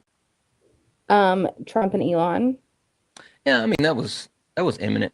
Right? Oh, I mean, for like, sure. I mean, you get two narcissists in a room, and eventually one or both crash out and take the other one with them. Like that's just how narcissism works. yeah. Well, I don't think Trump has the ability, or not the ability. I don't think Trump has the fortitude to go full crash out. But I think That's Elon, fair. because he's on that stuff, he will. Abel, thank you so much for the subscription. You're freaking awesome. Thank you, thank you, thank you. So I think like Trump has, you can say what you want about him, right? But Elon get a little bit of that stuff in his system, and he'll crash all the way out. Oh, for sure. For sure. And people who struggle with addiction, a lot of times they present with narcissistic behaviors. So even if he's not like diagnosable narcissist, he still has some of those traits. So he can't be counted out. Yeah. I don't know. I just, my whole thing is I think that people don't really understand like where we are. And again, that's why I have an issue with those people who knew better, but yet they led people astray. Like I have a problem with Elon. I have a problem with Tucker Carlson. I have a problem with Candace Owens. Like I have a problem with smart people that know the truth, but they're disingenuous. So I live in North Carolina. So Tom Tillis is is a big thing, and he just announced that he's not seeking re-election. And I'm like, I'm telling you, if Roy Cooper how runs, it's a convenient. wrap. How convenient for him. Yeah, yeah. If Roy Cooper runs for senator, he would definitely have that seat. Oh, for sure. I mean, we were all very sad when he said he wasn't going to run for governor again, but I thought he was a term like capped out. Is that wrong? that might be. I don't remember. I just know that I was confused that there were any votes for Mark Robinson. Yeah. Well, Mark Robertson is Something. Yeah. Something. Anyway. Yeah, I grew up evangelical, so it's also interesting to see that side of things and even tell people like that part of my history and have them be like, well, you weren't a Christian, you blah blah blah, and you know the Christian values, and I'm like, go read Matthew 25, please. Go read Matthew 25. But like we know for a fact they're not actually who they say they are, or what they're saying that they're about. Like they're not Christians. They don't believe in the Bible. Like they don't. If they did, then there's no way that they could actually live the way that they live. So, like, and it always goes back to being disingenuous. So, yeah. I don't fucking believe that. Hold on for a second. I also love. Hold on. I saw that comment. Yeah, I don't fucking believe that. Cause I got all like the AP News and all this other stuff notifications. Cause he can't do that anyway. Hey, stick. Why the fuck you lying? Why you always lying? Oh my God. Stop fucking lying. Yeah, I'm gonna go ahead and do that. Don't play with me. I'm gonna go ahead and mute you. You got put in timeout for that one, bud. You're in timeout for that one. W's in the chat for JG, who sent a $5 donation over on YouTube, YouTube super chat to say, Santana, much respect for bringing the truth to the light. Thank you. Absolutely. Listen, thank you for that $5 YouTube super chat, guys. If you would like to support, you can do so with a YouTube super chat. And you can also hit the pay links. Pay links in the bio. Santana Speaks 24. Best way to support the live. Everything is accepted. Anything's appreciated. Deconstruction. Anything else for you before I try to get a couple more people up here? I think I was just gonna say, as a therapist too, people make the argument of trans being, it's always gender dysphoria, and they don't actually know what it means. So when people make that argument, it is only a diagnosis if being trans is the distress, not necessarily the social aspect of it, the oppression that they face. It is only considered a diagnosis if it causes them distress. And there are a multitude of trans individuals who are not distressed by who they are. Yeah. And that's the thing that I like. The people that try, first of all, I hate when people try to like diagnose other people, but I always make sure that people understand that like it's not a one for one. And so because not all transgender people have the incongruency, or I'm sorry, I'm spacing on words tonight. I'm not doing good with words. What's the diagnosis? Gender dysphoria. Yes, dysphoria, gender dysphoria. Not all transgender people have gender dysphoria. Not all people with gender dysphoria have or transgender. So, like, it's not a one for one. And so, for people to try to lean on that and make it sound like it's something that it's not. It's not. It's a weak argument. For sure. And I mean, if you ever need that, expert opinion, feel free to reach out. But people seem to always get that wrong. So you've heard it from a therapist now. Absolutely. Well, I appreciate you so much. Thank you. Thanks And for having you have me a on. good night. Absolutely. Guys, we'll get a few more people up here. We'll get a few more people up here. W's in the chat from my cousin Jesse, who sent a $2 donation saying, "Why does MAGA love calling Trump daddy?" It's because they're weird. That's the answer. But he also said, if MAGA, specifically the men, have a dom/sub or praise kink, then stop being in the closet. Just go ahead and free yourself. Q Fantasia singing, "No kink shaming for me. Be you and be free. Happy Pride Month." And listen, I absolutely agree. It's always weird to me, like how so many people in the Republican Party they're part of the queer community, but they villainize the queer community. And I've had this conversation with a couple of different people. And the one thing that I will say, because someone gave me like the best answer to this, because I was like, I don't understand it. And so the thing that the person told me was like, the reason why they do that is because it's still something that within the Christian faith and within family that a lot of people shun. And so they're not able to, quote unquote, be who they are or feel free or whatever, especially like in the South. And this person told me that was in the South. But like,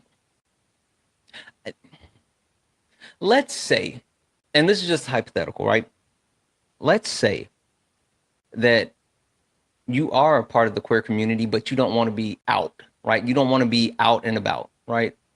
So Hillary played the woman card, Kamala played the race card, and Trump played the, yeah, okay, hey, Kip Spoon or whatever, yeah, you're getting muted or you get in the box. How about you come up here and explain that one to me? How about that? You get up here and explain that one to me. But yeah, I don't understand. I don't understand, like, even if you are, you know, not someone who's out and about it, why do you have to be so hateful towards other people? And like, I don't get that. Peter Parker, just or Peter, just to verify, are you a Trump supporter? Yes. You are? Yeah.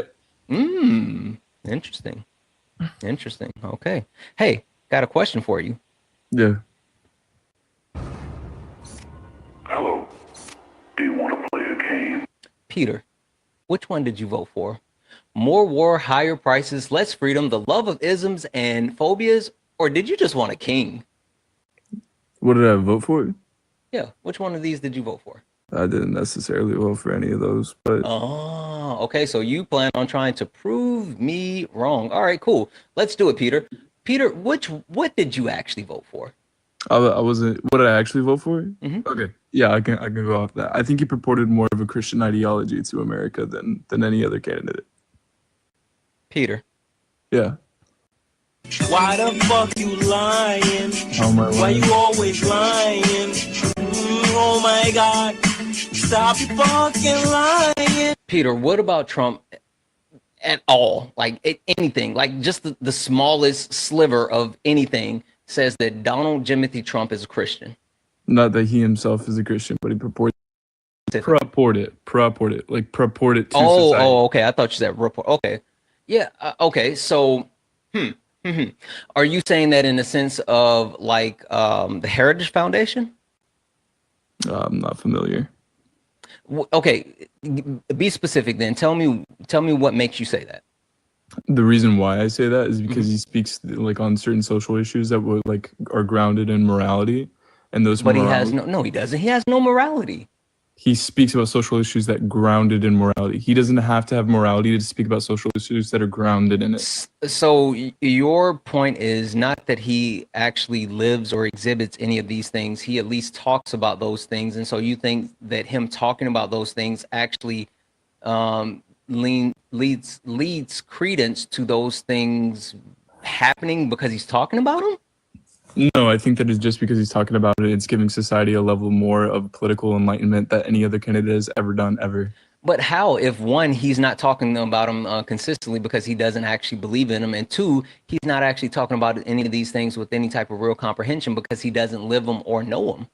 Okay, so yeah, that's what I'm saying. He doesn't have to necessarily say these things to like with a description or descriptors to give underlying details to like certain situations about these like social issues. But the fact that he is speaking about them, right, gives a level of enlightenment to society as a whole. No, that's not true. What level of enlightenment are you getting if if he's not even conveying the message to where people can receive it? Yes, he might be saying, I love God, thank you, God, shout out to God, but like that's not like bringing You're still any type of- grotesquely like over like dramatizing what I'm saying. That's not what I'm saying. You're not being specific. Like, give me I'm a being specific very example. specific. Give me a specific example of something that he did or said that would actually bring, quote unquote, enlightenment to the masses from him delivering that message. So what I'm saying, right, is that just because, like, okay, I'll even give the concept of abortion, not necessarily that I agree with it. Yeah, sorry, AB. The concept of AB, and then he talks about AB. So like the entirety of like the political climate is revolved around the fact that he's speaking about it. So he purports more of these things that are grounded in morality than not. Hold on one second. Oh, okay. Sorry, I was reading something. Yeah, so I disagree with that.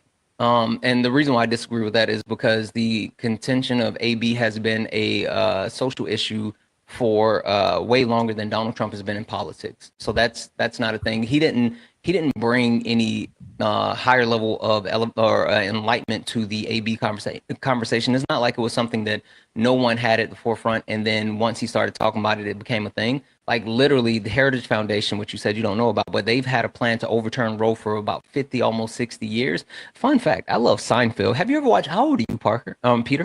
20. 20. Have you ever watched Seinfeld?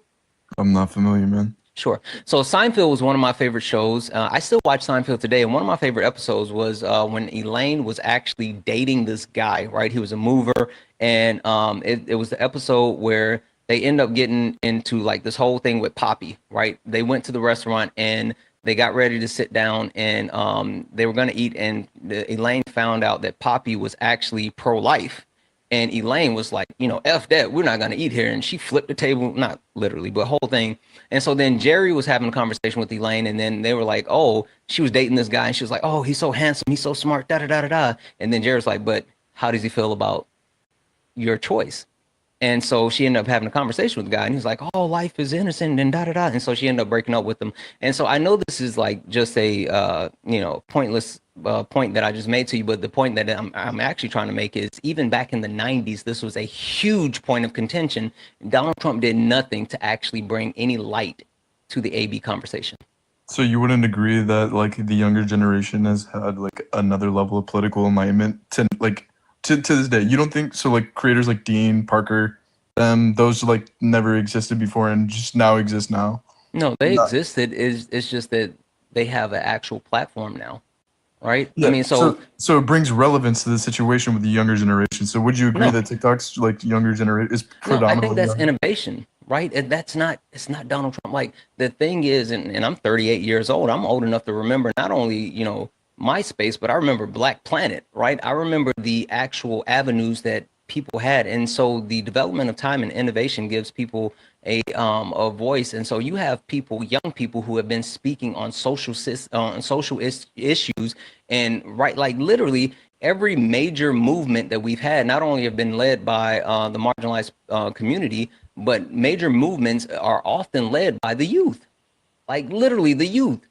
And so it's just, TikTok gave them a platform, but this is not some type of enlightenment that has occurred because of Donald Trump. This has always been the thing. It's just that people for some reason now are just lazy and they think that, oh, this is something special. No, it's always happened that way. Yeah, I think it's just like a very like vast oversimplification of what I'm saying. You could say that, but like you cannot so give that's me why I any keep saying evidence be specific. Yeah, so you can say that, but you can't give me evidence that it contradicts like what I'm saying though.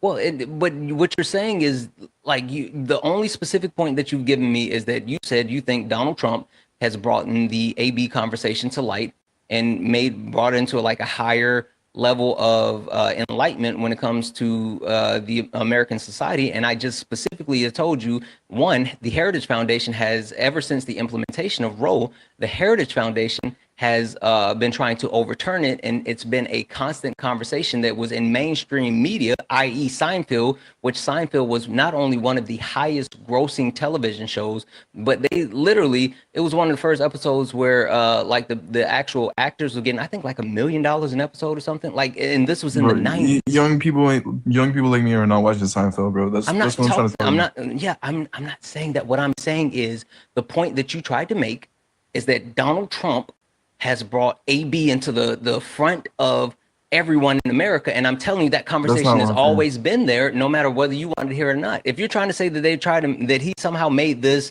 a thing for you because you think it's like young people, again, we've had young people leading movements forever. Yeah, so but not like, that doesn't equate. So explain to me like how Trump can win like just the younger men popular vote, right? Like the majority. Yeah, because he made young white men feel like that, one, they're heard, and two, that it's okay to be assholes. That's what it is. Plain and simple. Donald Trump made young white men think it was okay to be selfish assholes that were loud about their ignorance, and they voted for him because they like being loud about their ignorance. Can you give an example of that? Like young white men? Nick Fuentes, Aiden Ross, hell, fucking and he's not even young, but what's his name? Him and his brother, the one that keep getting charges for schmex trafficking. Like literally, Donald Trump gave these people the idea that it was okay to be loud and ignorant. That's what it is. So like, can you give an example of like what Aiden Ross believed in or said, like loud political ignorance? Like, can you give an example or something like that? Aiden Ross was literally a proponent for Donald Trump and said that Donald Trump was going to be was going to do things that would benefit everyone and help them make money. And then after Donald Trump started implementing, the Tate brothers, that's who it was. But after Donald Trump started implementing tariffs, he literally was on stream like whining and crying about how he's lost millions of dollars, and he was like, "What the fuck is Trump doing?" That he didn't understand the policies. He didn't understand what Trump was doing. He just thought Trump was cool, and this was a way for him to make money. And so he actually attached himself to that and actually advocated for Trump to be someone that young people voted for. And then he realized he fucked up. So couldn't I say the same thing about the Democratic Party from Kamala Harris's standpoint? Kamala Harris, but sure, give me an example. So like one thing that I could say from like Kamala, I would just say Harris, because every time I say it for some reason I don't even think I'm saying it wrong. It's because of the actual bubble that you've been in. They keep repeating it wrong on purpose, and you've heard it so many times. The bubble that you've been in. No, the name. Kamala. Kamala. All right, Kamala Harris, right, is like basically like the complete opposite, right? So like, just because like would you agree that AB would have to consider like some sort of middle ground, like where we could come to a consensus that both parties could agree on? So that's a tricky question because like the amount of money that's put into this entire like AB debate is it's what will keep people. Good job, Trinity. W's in the chat for Trinity. It's something that literally has the amount of money that's being backed is keeping this divided. So I don't know if there would ever be like a consensus. Like the whole thing about AB, right, is this wasn't even like a thing until the Heritage Foundation roped in the Christian church within the United States in the 80s and started pushing the agenda for them to actually put a focus on it. Like this wasn't even a thing. So like so the reason why I asked that and why I think it's conceptually relevant is because like if you can say this, right, like it's willful ignorance on this side of the party, I can also say it from the other side of the fence. I didn't say it's willful ignorance. I'm saying like it's too much money in it. And so what it really stems from, you know what the great replacement theory is? I was about to get to a point, but yeah, sure. I'm sorry. Go ahead. I apologize. Finish your point. So like what I was getting to is like the other side of the Democratic Party saying that like you can be pro-choice up to like 9 months, which is absurd to me, right? Like I'm not going to sit here and listen to that because I think that's willful ignorance. And I feel like it's more prevalent now, right, within my younger generation. Like when I go to my college campus, I walk around and then I hear that. I'm like, what, 9 months? That's crazy. Do you understand what people mean when they say that? Up to 9 months? Yeah. like a AB up to 9 months, or is it just like for the case of like the mother or GRAPE victims? No, I think that like there's a lot of misconceptions where like people don't understand what that really is and what they really mean, right? So like women aren't out having ABs up until 9 months, right? Like that's not what they're doing. And Right. so if there's ever cases where that has to happen, first of all, like after viability, there's a possibility that the kid can or the fetus can live outside of the mother without her resources. But if there's ever like a medical reason to actually have to have an AB, then they should have access to that instead of being forced to carry that baby. I mean, like literally, we just had a situation where we had a black woman in Georgia be a human incubator. Like that's the thing. Wait, Hey, explain. Adorna. Go on. Good. I'm sorry to pull you up, but I saw you in the chat and I couldn't resist. Would you like to talk to our young friend Peter here? Oh, absolutely. Love it. Thanks. There was a case recently in Georgia where a woman was brain unalived, and she was 9 weeks pregnant. And clearly, generally, when someone is brain unalived, their family is able to pull the plug, except that the state forced her family to keep her on life support so they could keep the fetus alive at the family's expense. And now that the child has been born and is in the ICU, it's not only going to be at the hospital bills are not only going to be at the parent's expense, but also the lifelong cost of raising this child that wouldn't have been here had it not been for the state forcing them to do something that's opposite of what would be done in any other case, which is be able to pull the plug. So wait, so like you basically okay, she was 9 weeks whenever she was considered brain can I say DEAD? Unalive. Brain unalived, right? And then the state imposed saying that she had to carry They had to keep her, that the parents had to keep her on life support. Even though normally in that case, if someone is brain unalive, the family has the decision, like it's their option, totally up to them whether they want to pull the plug or not. So not only did they say that they have to keep her on life support, but that they also have to pay for the life support. Yep. Well, I couldn't like necessarily. I don't think that should be like a thing, but like I can also like I don't know. It's kind of hard for me to like make a definitive like distinction between what I should decide like my opinion to be on that situation. I couldn't really. Can you tell me why you think that women should be? Because in any other case, right? Let's say she was driving in the desert and she flipped her car and brain unalived. She would just unalive, and the fetus would also pass naturally because the mother, like the person, is unalived, right? So can you tell me why women should be literally forced to be incubators? Because that's what that is. It's an incubator. She's not even alive. Quite literally, once you're considered brain unalived, you are not considered alive, which is why your family can pull the plug. So they're literally using her as an incubator when in any other situation, if the mother unalived, the fetus would just unalive as well. Sorry, just clarify with a little bit less like word jargon because it's very hard to track. I'm not sure what the word jargon is. So I'm saying that if, like, let's say the mother was driving in a car, like in Arizona in the desert or something, and her car flipped and she brain unalived, the fetus would also just unalive because the host, like the person who's carrying the mother, is unalived. So the fetus would just naturally unalive. So wait. Can we take a moment to appreciate how Peter just said, say it again, but not so smart. Sorry, go ahead. Go ahead. I mean, I didn't say anything. I literally didn't say anything. That's not. I mean, but that's what you said. Like you couldn't keep up with the Dorna, and you was like, I don't know what those words mean. It's also like 1 o'clock in the morning, and I'm like, my brain's not on high alert. Yeah, sure, whatever. Man. All right. Yeah, I mean, so the idea just being that in any other situation, if the mother unalived, the fetus would clearly just also unalive. Yeah, so that would be right in that forcing her situation. to be an incubator. So like, okay, so here's what I would sample. Like, if putting myself in the shoes of the mother, right? if I was You in could that never because you're not a woman. But go ahead. But like, I'm just thinking about it pragmatically. Like, if I was in that situation and those things would happen to me, if I had like was carried the ability to have a child, thinking it in a pragmatic sense, like if my parents knew, or even if no one knew, but if I had a child, I would want that child to be born, right? That would be my own like a internalization of the issue.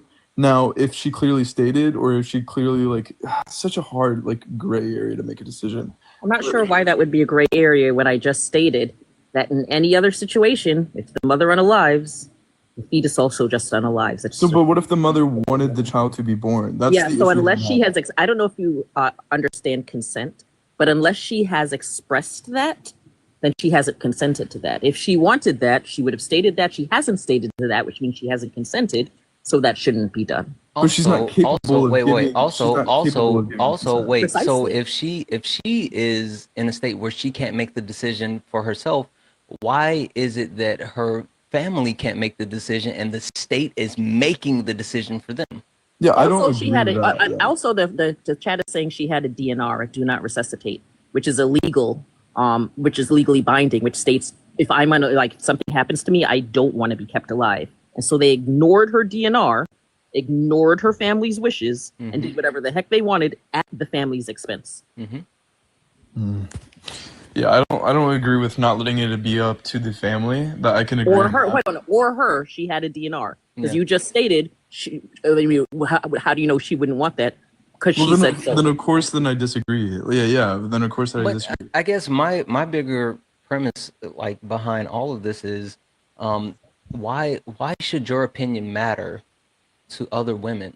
Legitimately, why should you be able to tell Adorna what she can do with her body? That I'm not saying that's not I'm not- wild to you? I don't think I've ever clearly stated that was my position. Well, that's what you voted for. What do you mean? You literally just stated that one of the reasons you voted for him, you specifically named ABs, which is you literally stating you want the right to be able to tell us what we can do with our bodies. What do you I mean? think you might have joined a little bit too late. That's not what I was talking about. What I was talking about is that he purported more of the Christian ideology on social issues such as And what was the example that you gave? Exactly. AB. Oh, so what are you saying? I was here for the entire thing, and I heard you say that was one of your reasons. What do you I never clearly stated my position on AB. I clearly stated my position on the. But you use that as a talking point. You literally use that as an example. Because you asked me to specify a specific example. Yeah. Yes. You could have said Conceptually relevant. anything else. Yeah, that's what you stated. You But told me to also- give you a So he didn't ask you societal to give a talking random point, example. and I He gave you asked the to give- talking point. Hold but on, Peter, hold he didn't ask you to give a random example. He asked you to give a random example. I mean, he asked you to give an example that you thought, and you said you thought that one of the things that you appreciate that he was backing in terms of being a Christian is ABs. No, I never said that. I never said that. I You've never gotta said be- that. this is I literally never said that. terrible job. Peter, actually Peter, never said Peter, that. You actually Peter, put words in my mouth. Peter. Why the fuck you lying? No, you're actually putting Why words in you my mouth. always lying? Wait, Oh my I never God. said that. That's Stop actually why. fucking lying. Peter. No, because I'm actually clearly on the other side of that whenever I voted too. That's so disgusting and distasteful that you actually put Peter, that in front of my mouth. you said the thing that I said. Let's make sure that we're tracking this conversation. Actually, let me read this off real quick because I don't want it to go away before it does. W's in the chat for Ralph, who sent a $5 YouTube super chat to say this Peter Parker didn't get bit by the spider. He got bit by a turd. He's poop man. He is. Also, W's in the chat for I think it's I don't know how you Ray or something. I don't know. W's in the chat for you for the $10 YouTube super chat to say, what about Lucas Trust in the UN? Anything Rockefeller, the Organic Act of 1871. We've all been corporate slaves to the U.S. corporation, not the constitutional republic. I don't even know what that was too, but I guess thank you for the $10 donation. W's in the chat for Brooke, who sent a $1 donation saying, glad to see you live. Today was your 30th birthday. Brookie, happy birthday. And last but not least, W's in the chat for Jesse. Jesse sent a $2 donation. Peter is being bending into a pretzel with a side of tap dancing for Trump and conservatism. Your AB argument holds no weight. As men, it's not your body. So we shouldn't have a say in what women do with their rights, with theirs. I'm just saying. W's in the chat for Jesse for that $2 donation. Guys, listen. All the pay links in the link tree in the bio. Santana Speaks 24. Best way to support the live. But I pulled Adorna up here, which she is my special guest. And while she's up here, make sure we're taking care of her, right? Make sure that not only are we gifting Adorna and following Adorna, but make sure that we're sending her some love in her pay links. Guys, buy her lunch, buy her some coffee, buy her like a dinner, buy her, a new Birkin or something. Make sure you hit her pay links. I Right, also Adorna? have a way in my link tree for you to just buy me some tea. No, that's right. Peppermint tea. Thank you. I know that's right. All right, so Peter, just to track the conversation went, you said that you voted for Donald Trump because he is bringing Christian values to light within the country. I said Yes. I said he's not a Christian. You said he doesn't have to be a Christian to actually be a proponent of that actual idea. I said be specific, talk about how. You said, well, the way that he's doing so is by talking about things and bringing those things to light. The things that you actually support. I said, okay, be specific. What is he bringing to light that you actually support? You said, well, the one thing that he's brought and made mainstream was the idea of, you also talked about the idea of like engaging the youth, but more so specifically, you then shifted to the AB conversation and saying that he has brought more attention to the AB conversation. And then that's when I started talking about like, hey, it's not a new conversation. The Heritage Foundation has been working through trying to get Roe overturned for 50 to That's 60 where we got years. lost. That's where we got lost. So you think that I'm like quote unquote supporting his position of AB, and what I'm saying is that he's bringing more enlightenment, such as topics as AB, foreign relations, politics, individual healthcare. But it's these certain that's no, still a I'm not moot done yet. point, These certain though. social But issues, right? no, that's still a moot point. If we like, so for you to use the example of AB, right, and the things that, because the point that you made is that you like the fact that he's bringing these things to light, right? And so if you like the fact that he's bringing these things to light, and one of the things that you're saying that he's bringing to light is the AB topic, and his stance with AB is that he thinks that they should actually be illegal, then you're still saying that you are a proponent of his message, which is pro AB ban. Like, so Listen, that's what I'm this is just talking about. easy. Are you saying that you're pro-choice? that's not So are you analogous to what I'm pro-choice, saying, Peter? no. Peter, so are you pro-choice? Am I pro-choice? Yeah. To a degree, yes. What does that mean? Oh, so you're going to say you have exceptions, right? Do you think that women should have the choice? I'm not talking about life and Yes, danger. of I'm course. not talking about great. It's great. So then if I just decide I want to have a one-night stand today, get pregnant, and decide tomorrow I'm going to have an AB, you're okay with that? Any other contextual evidence to that, or is that just I'm like not sure what contextual evidence. Wait, what? Huh? Yeah. So that would not be relevant here. Yeah. No, because that's what pro-choice is. It's me having a choice what to do with what I want. Right. So yeah. So I generally agree upon I'm 4 12 weeks. Sure. weeks. I'm 7 weeks Universally, along. I agree on Sure. 12 I'm weeks. 7 weeks along. I'm 7 weeks along. Excuse me. I generally agree on 12 weeks. Hey, you know Okay, so what, I'm- Peter? If you weren't talking while Adorna was talking, she would actually be able to hear the things that you were saying, and you could hear her as well. So how Okay, about we my don't bad. speak while My she's bad. speaking? My bad. My Sorry, bad. go ahead, Adorna. Thank you. I appreciate that. So then you aren't pro me having a choice. So if it's 7 weeks, I find out because, most women aren't necessarily aware, like, for example, at 5-6 weeks. So at 7 weeks, I find out and I want to have an AB. You don't want me to have a choice. No, I just said I generally agree upon 12 weeks.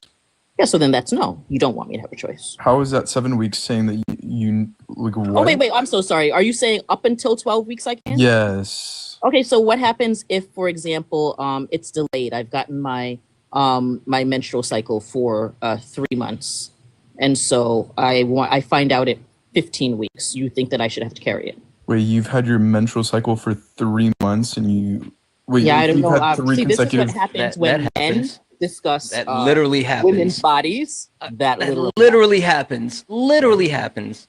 This is literally why we talk about men making choices for women Exactly. because you don't know anything. Hey, Peter, how many holes do women have below the waist? I don't like 3, right? What are they? There's a fallopian tube. It goes into the uterus. So The fallopian tube? No, it's like a flap. If I don't remember correctly. It's like a flap between like the uterus and then like the ovaries, if I'm not mistaken. I don't know, man. I'm gonna keep it a buck. So if you don't know, then like what?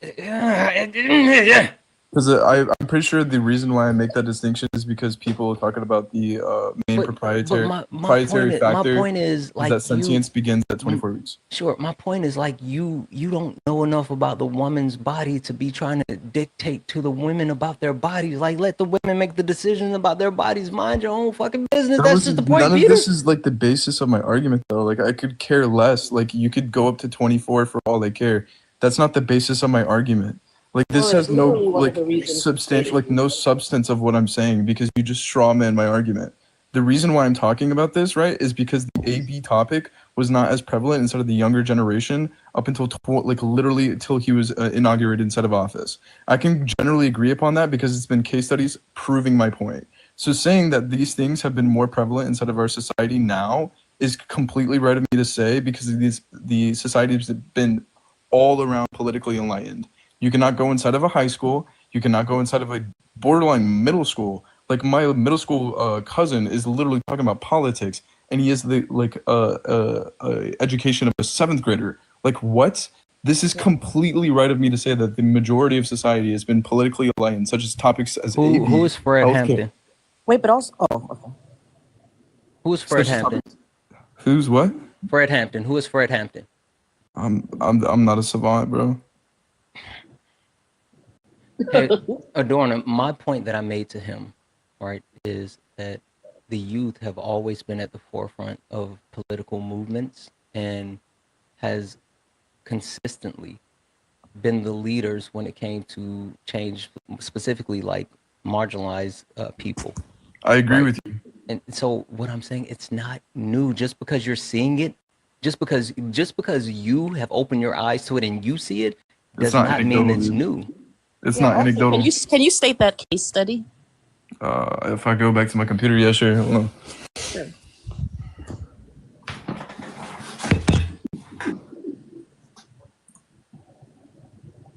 By the way, while you're looking for that, are you able to hear me?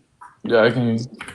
Yeah. One of the what you initially you were talking about AB's all 9 months. In addition to what Santana stated. Generally, so there are also definitions for ABs that speak about it in the context of just ending a pregnancy. So, for example, if someone were to go into labor early, or even just to have the fetus removed, let's say they were 8 months and just wanted the fetus removed, that would also be considered an AB, right, under some definitions. And so. Generally, at least from what I've seen, when people talk about ABs all 9 months, that's also what they're speaking about is just ending the pregnancy. Yep. So like a cesarean section is considered a... Yes. Yeah. Okay. So I'm glad to know more about this. Well, maybe you should know. Your dispute rhetoric. You know what? That's a fair statement. That's a fair statement. You're right. This was not where you originally intended to go. I just, drug you. Yeah, now you gotta swim. No, I mean it's just kind of like it feels very disingenuous, right? Like if you know the basis of my argument, then why continue? Your argument held no validity. That's why I said give an example, and your example has continued to not actually hold water. That's what I'm saying. Like you can. I told you to give an example to support what you're saying. This was the example that you chose, and it's continued to flounder. Also, by the way, it just also doesn't make sense if you're talking in the context of Christianity, considering you guys believe in free will. That's weird. In addition to that, the Bible actually... Are you a determinist? No, but I actually don't agree with that. I think the Bible actually mentions predestination multiple times. Yeah, but Christians generally believe in free will. But in addition to that, also the Bible condones...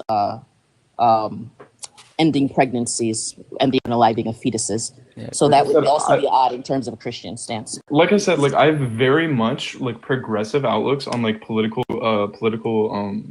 issues. And I think it's just like very just borderline ignorant to say just because like I can say that the society has been more politically aligned because of said person, right? And you're saying here, okay, well, no, younger people have always been in front of the political outroar. Okay, They've sure. always been in front of it. Peter, Well, just Peter, because they've been in front of it Peter, does not mean it's to the sure. degree which Peter, it is now. give a specific example to support the thing that you're saying. Give something that's unique that would not be here Pew today Research if it Center was not for 2021. Trump. Pew Research 2021, an early look into the 2020 electorate, found youth voter turnout from ages from 18 to 29 has jumped 42% in 2016 to 50% in 2020. Well, that's This is not on what the you were basis- supposed to be. And Oh, sorry. prior from 2016, it was at a 20%, and so going from 20% to 42% in the 2016. Who was inaugurated in 2016? Yeah, that's not what you were supposed to be looking up. What you stated that you had case study on was that prior to Trump being elected, that young people were not speaking about abortions. And then you said, I have case study to prove that. This is a case study in talking about political involvement as is. No, but that's not what you Wasn't said. But your also, claim though? Your claim was that young people weren't talking about ABs. I said topics such as ABs. Those were the words that came out of my mouth. That's not at all what you stated. That's what I stated. That's not at all what you stated. What you stated was that that young people, because that's been your claim all along, is that he is.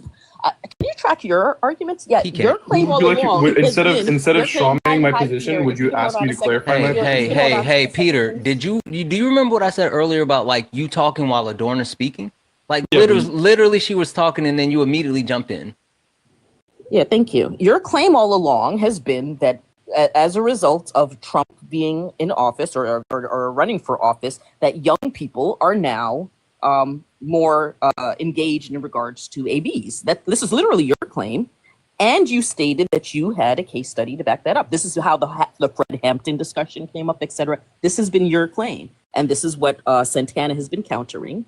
And so now you are flipping your claim. I'm sorry, I'm going to say that's not very Christ-like. No, so wait, are you done? Yeah, I'm done. Thank you. Okay, so instead of strawmanning my position, it would be better for you to just ask or clarify what my position was. My position clearly at the beginning was, when I stated it, is that younger people are more politically involved in studies in political social issues such as AB, such as healthcare, such as political involvement. Like just in a general sense, that's what I talked saying about. That. Wait, I thought you just said you can't interrupt, bro. I thought you just said you can't interrupt. My bad, bro. You keep saying that, but the point that I've made over and over and over and over and over is that young people have always been politically involved and at the forefront of social issues. And the thing is, you are saying that you're just seeing this, but that does not negate the fact that this has been a constant in the history of the United States. Okay. Yeah. So you can say that, right? Okay, hold on. I don't understand how that is. Go ahead and wrap up your argument. I'm sorry. Go ahead. Yeah. So you, like I said beforehand. So now we're clarified on the basis of political involvement as a whole. But now you're saying yes, I agree with you when you're talking about young men have been at the forefront of political uproar. I didn't say young men. I said young people. Young people have been at the forefront of political uproar many times, and I agree with you. And it's the majority of the time that they've been at the forefront of it. But now what I'm saying is that it's more. It's like even more. Like I'm talking about to another level of enlightenment. I'm not talking about like 20% of young people. I'm now talking about 50% of young people. And now with that, I could say like, okay, now cumulatively, right? Like since the society is being more enlightened. That it would be a for me to vote for said person. Now, you may disagree with that. I completely, but this is the same reason that I would have voted for Obama. It's the same reason that I would have voted for Hillary Clinton. It's the same reason that because it's divisive and it's distinct. So is it now your claim that you didn't say specifically that the reason that you voted for him was because he was a proponent of Christian values? No, I'm saying he brought like I don't think you're really understanding the outlook. I don't think that you're understanding your own argument. Listen, okay, cool. Let me give you an example, right? Let me give you an example. So the reason why Elden Ring is one of my favorite games. WK. Right? It is because even before Dark Souls was, Dark Souls was a game, but Elden Ring changed the way that gaming and the landscape was actually done with such a huge open world map with so many opportunities and abilities to do different things. It was innovative, right? It was different. So even though gaming was a thing, it actually ignited not only a run where people continued to play the game years after it came out, but it introduced more people and new people to the game. So this was something that was actually new and people weren't used to it and things like that. And when you say that, well, Trump has actually brought more light to social issues, and then you name social issues that have been talked about for years, and then when you say, well, Trump has actually brought more young people to these social issues, and we highlight the fact that young people have been leaders in multiple social issues throughout the history of the US. Like, tell me something special that Trump did as far as actually bringing anything to the forefront when it comes to America. Now, if you want to say hatred, like, I don't even know if you can say hatred, because it's always been like undercover. If you want to say that he made it okay for people to be outwardly racist, yeah, you can. I guess I can kind of give you that, even though racism has always been here. So would you agree that just as much as like the outward quote unquote, which I disagree with as a whole, like racism, but like what I'm saying is just because people being outward about it, people being open about their political opinions. Do you think that people are more open about their political opinions now before Donald Trump or now after Donald Trump? I do think that more people didn't talk about their political views, but it didn't change the fact that they had those political views. Right. So I agree with you, right? So like now what I'm saying is that we're exposing society's like political views on another level. And so like now, like just because like I didn't know what like previously like a couple of what my buddies thought like politically, but now why like does it matter? Why does it matter? If we can expose other people's political opinions, it will engage more thought with those political ideologies. Do you not agree I with don't that? think that people are more open about their political views. I think people are more open about their bigotry. Wouldn't you I think want to we hear a expose lot of racists, people. I think that we Santana? hear a lot of people speaking about wanting people to be deported. I think we hear a lot of people speaking about people mooching off the system. I just hear a lot of bigotry is what I hear. I don't know that that's specific to politics. I think that the politics currently just happens to be really bigoted. Yeah, so I would agree with you. Like I understand like seeing like bigotry, but I think that's like I can condemn the bigotry, but what can I also like applaud, right? Is that now we're able to see the racists, now we're able to see the bigotry, now we're able to like clearly distinct between those things. So like now you have like a not necessarily like a grounding, but like more of a like a like. Do you think just because more people see it that it's going to change? I definitely do. I definitely think that, like, people saw black people being strange fruit, literally strange fruit. Nothing changed. People saw George Floyd have have a cop put his knee on his neck and unalive him on national TV, and they said, "Oh, we're here for DEIA," and 4 years later, they rolled everything back. People watch Rodney King get beat with nightsticks by the LAPD, and nothing changed. Just because it's out and about does not mean that it's going to change. Just because people are seeing it, that's not how this works. So yeah, then I would ask you, right? Then I would ask you if would it be better not to see it, or would it be better to see it? It would be better to actually address the issue than just seeing it. That's what I'm saying. Like But how can you address it if you can't see it? the whole premise of your actual thought process is flawed, at least in my opinion, because you don't care about the actual substance or the actions behind it. You care about what's being said. You don't care that Donald Trump doesn't mean any of the things that he's saying or even doing any of the things that he's saying. You just care that he's saying those things. And I don't care. Because So just saying those things won't change anything. He's not even saying those things, though. It's so odd to me to say that you somehow care about bigotry while voting for someone who's doing. Oh, I think she got a call. But like, would you think it's better to like? Oh my bad. So sorry. Yeah, he's the one that's actually literally doing things that's going to physically harm Black people, right? He's doing overtly bigoted things, and so I'm not sure how. Yes, we can see it more now while harming us. I'm not sure what the benefit would be to that. So yeah, so then I would ask you, right? If you can't see it, how are you going to address it? Yeah, so if I can't see it, and they're not necessarily doing if I can see it and they're doing more of the harmful things, I don't see a benefit. If I can't see it, like if here's an example. If someone is being racist, for example, and talking about Black people at their dinner table at Thanksgiving dinner, and I can't see it, I mean, okay.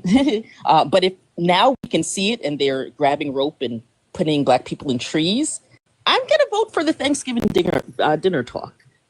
So you rather be willfully ignorant? No, I don't know if you know this or not, but even before now, Black people knew that there were white people that were racist. This is not a shocker to us. So it's not as though we didn't think so prior to Trump being in office. What? So yeah, so like this, the reason why I say that is if you can't see it, if you can't observe it, then it's not there. That's what I'm saying. So like Peter. I know what bullshit sounds like. This, what you're speaking, is the same frequency as that shit. Stop it. Bro, just stop it. Bro, from a young age, bro, like even you would understand like being taught like certain things, like my family had to teach me certain things that I had to observe in order to like see it as racism, right? Like I'm not gonna sit there and like deny that. Like I was taught those things, but like in order to observe it, you had to be taught that. You know what systematic racism is, Peter? You know what systematic racism is? Yeah. Okay, so systematic racism does not require you to be taught about it, Peter. It's going to be there regardless. It's literally medical racism is there, right? The issue when it comes to like educational racism and the inequalities, like it's there. It does not require you, Peter. But how am I supposed to know if I can't observe it? Like that's what I'm saying. Like how am I supposed to know? How am I supposed to know if I can't like see it? If I can't see like quantitatively or like on paper. Well, we could already see it quantitatively. There are plenty of studies that already show that long before Trump was in office. But separate and apart from that, are you stating that you voted for more harm to happen to Black people so that you could see it? No, that's not what I'm saying. But that's what you did, though. How is he causing more harm to Black people? I don't understand. Oh, yeah, absolutely. I can give you examples of how he's causing more harm to Black people. An example would be Lowndes County in Alabama, where it's a mostly Black town, mostly Black county, and they are having issues with their sewage pipes. I should preface this by saying that Republicans all along have been saying that DEI is Black people getting jobs that we're not qualified for. Right. So in Lowndes County, they're having issues with their sewage pipes. And so there's sewage water literally floating in their yards, on their playgrounds, and sometimes coming out of their water, like out of their pipes. And Trump's administration, and they'd actually gotten a settlement with Alabama in order to fix the sewage pipes. And Trump's administration reversed that, saying that fixing those sewage pipes that, stuff's coming out in their water is DEI. So that's physical harm. There's also the fact that mostly Black places that have lead pipes are usually mostly Black areas. And so there was an executive order in place called the Federal Action to address environmental justice in marginalized populations and low-income populations. So they were going to, they are actually already put together a committee to fix the lead pipes because, well, Black children are drinking lead-filled water. And Trump came in on his second day in office, repealed that executive order, stating that that's discriminatory to, I guess, white people to fix lead pipes in Black people's drinking that drinking water. Yeah. Y'all being serious? Is this like yes? Wait, like, you mean why would we say these things? Wait, also here is a biggie. I think we can all agree that segregation is pretty racist, right? In Trump's administration, acquisitions department to be exact, prior to him coming into office at this time, there was something that stated that in federal contracts, they had to say that you cannot, there was a provision that stated you cannot do segregation because, and then Trump's administration put out a memo just a couple of months ago in big letters saying, do not include, bold letters and underlined, stating, do not include in your contracts the provision that says you cannot segregate. Sounds pretty racist to me. It's white only pies. Wait, so you said you like he said you can segregate? Is that what you said? Yes. They put in a memo that he clearly stated that you can segregate? They put in the memo that you cannot add to your contracts the provision that says that you cannot segregate. Cannot segregate. Yeah, so they said in your contracts, don't tell people they can't segregate. Yeah, that's what they said. Literally. So all of these things, I don't know, seem pretty against black people to me. I'm not gonna lie, that's why I've never heard none of that, to be honest. Like every time like I hear, like I just feel like it's a bunch of rhetoric half the time that I hear. But hold on, I'm like actually like looking it up. Like that's sure, I can actually show the memo if you want. But even more specific to that, even without all of those things, in 2020, Trump, while he was president last time specifically, retweeted someone yelling white power, WHITE power. Even if nothing else had happened, I'd say that's pretty. What did he say? He retweeted someone yelling white power, WHITE power. Nah, you're trolling. No, he literally did. You can look it up. You know what's funny about this, Peter? So I get that you're a young 20-year-old white man. But both myself and Adorna are older black people, and we don't joke about these things. There's no reason why we would tell you these things if they're not things that we could actually prove. Like there's no reason for us to just say these things. This is not for us. It's not about the internet. It's not about a gotcha. It's not even about a debate. It's about real life. Yeah, I'm mixed though. I'm not white though, but that's cool. It's chill. Are you white presenting? Kind of. I mean, not really. I mean, you still tell.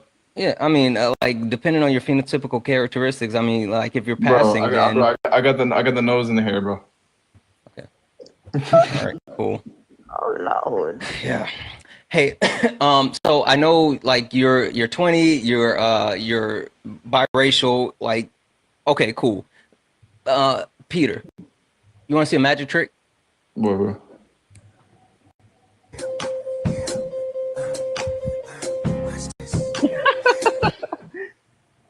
Not here for that, Adorna. And it's late. Yeah. Thank you for coming up. I appreciate you so much. Thank you. I appreciate you. I'll hop back down now. Thank you so much. Thank you. Thanks.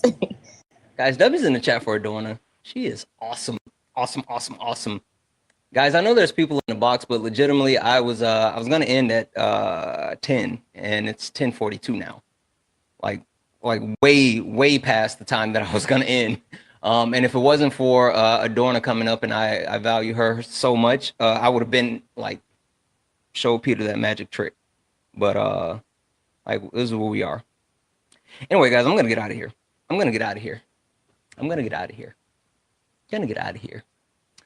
Why those lies on the debates? Listen, double A6194. Use a bitch. Yeah, I don't care what you got to say. Like you legitimately crying from the chat, but you never got in the box, so whatever. Anyway, guys, I'm gonna get out of here. It was fun. Outro. Anybody want to hit? Hey, make sure you follow me. If that says follow right there, you're not following me. Make sure you hit that follow button. And also set the notification so you can see when I go live. Got to make sure you set the notification so you know when I go live. If you don't, yeah, it is t-shirt time. Let's get out of here. Twice emotional stability, a sound body and tranquility. All right, guys. It has been a long day, but it was kind of fun. It was kind of fun. Listen, make sure you turn on the notification bell because you never know where I might pop up, whether it's me being live or me on the notification bell because you never know you do the things. How do you get into the Discord? Click the link in your subscription benefits. It will give you a direct link to the Discord. If you're a subscriber, just go to your benefits. It gets you right into the Discord. Anyway, guys, I'm gonna get out of here. We're gonna get out of here. Gonna go. I love you guys. I love you guys. I love you. I love you. I love you way more than you love me. Guys, thank you for all the likes, the taps, the shares, the gifts. Thank you all for being amazing. Thank you all for being here. And as always, peace.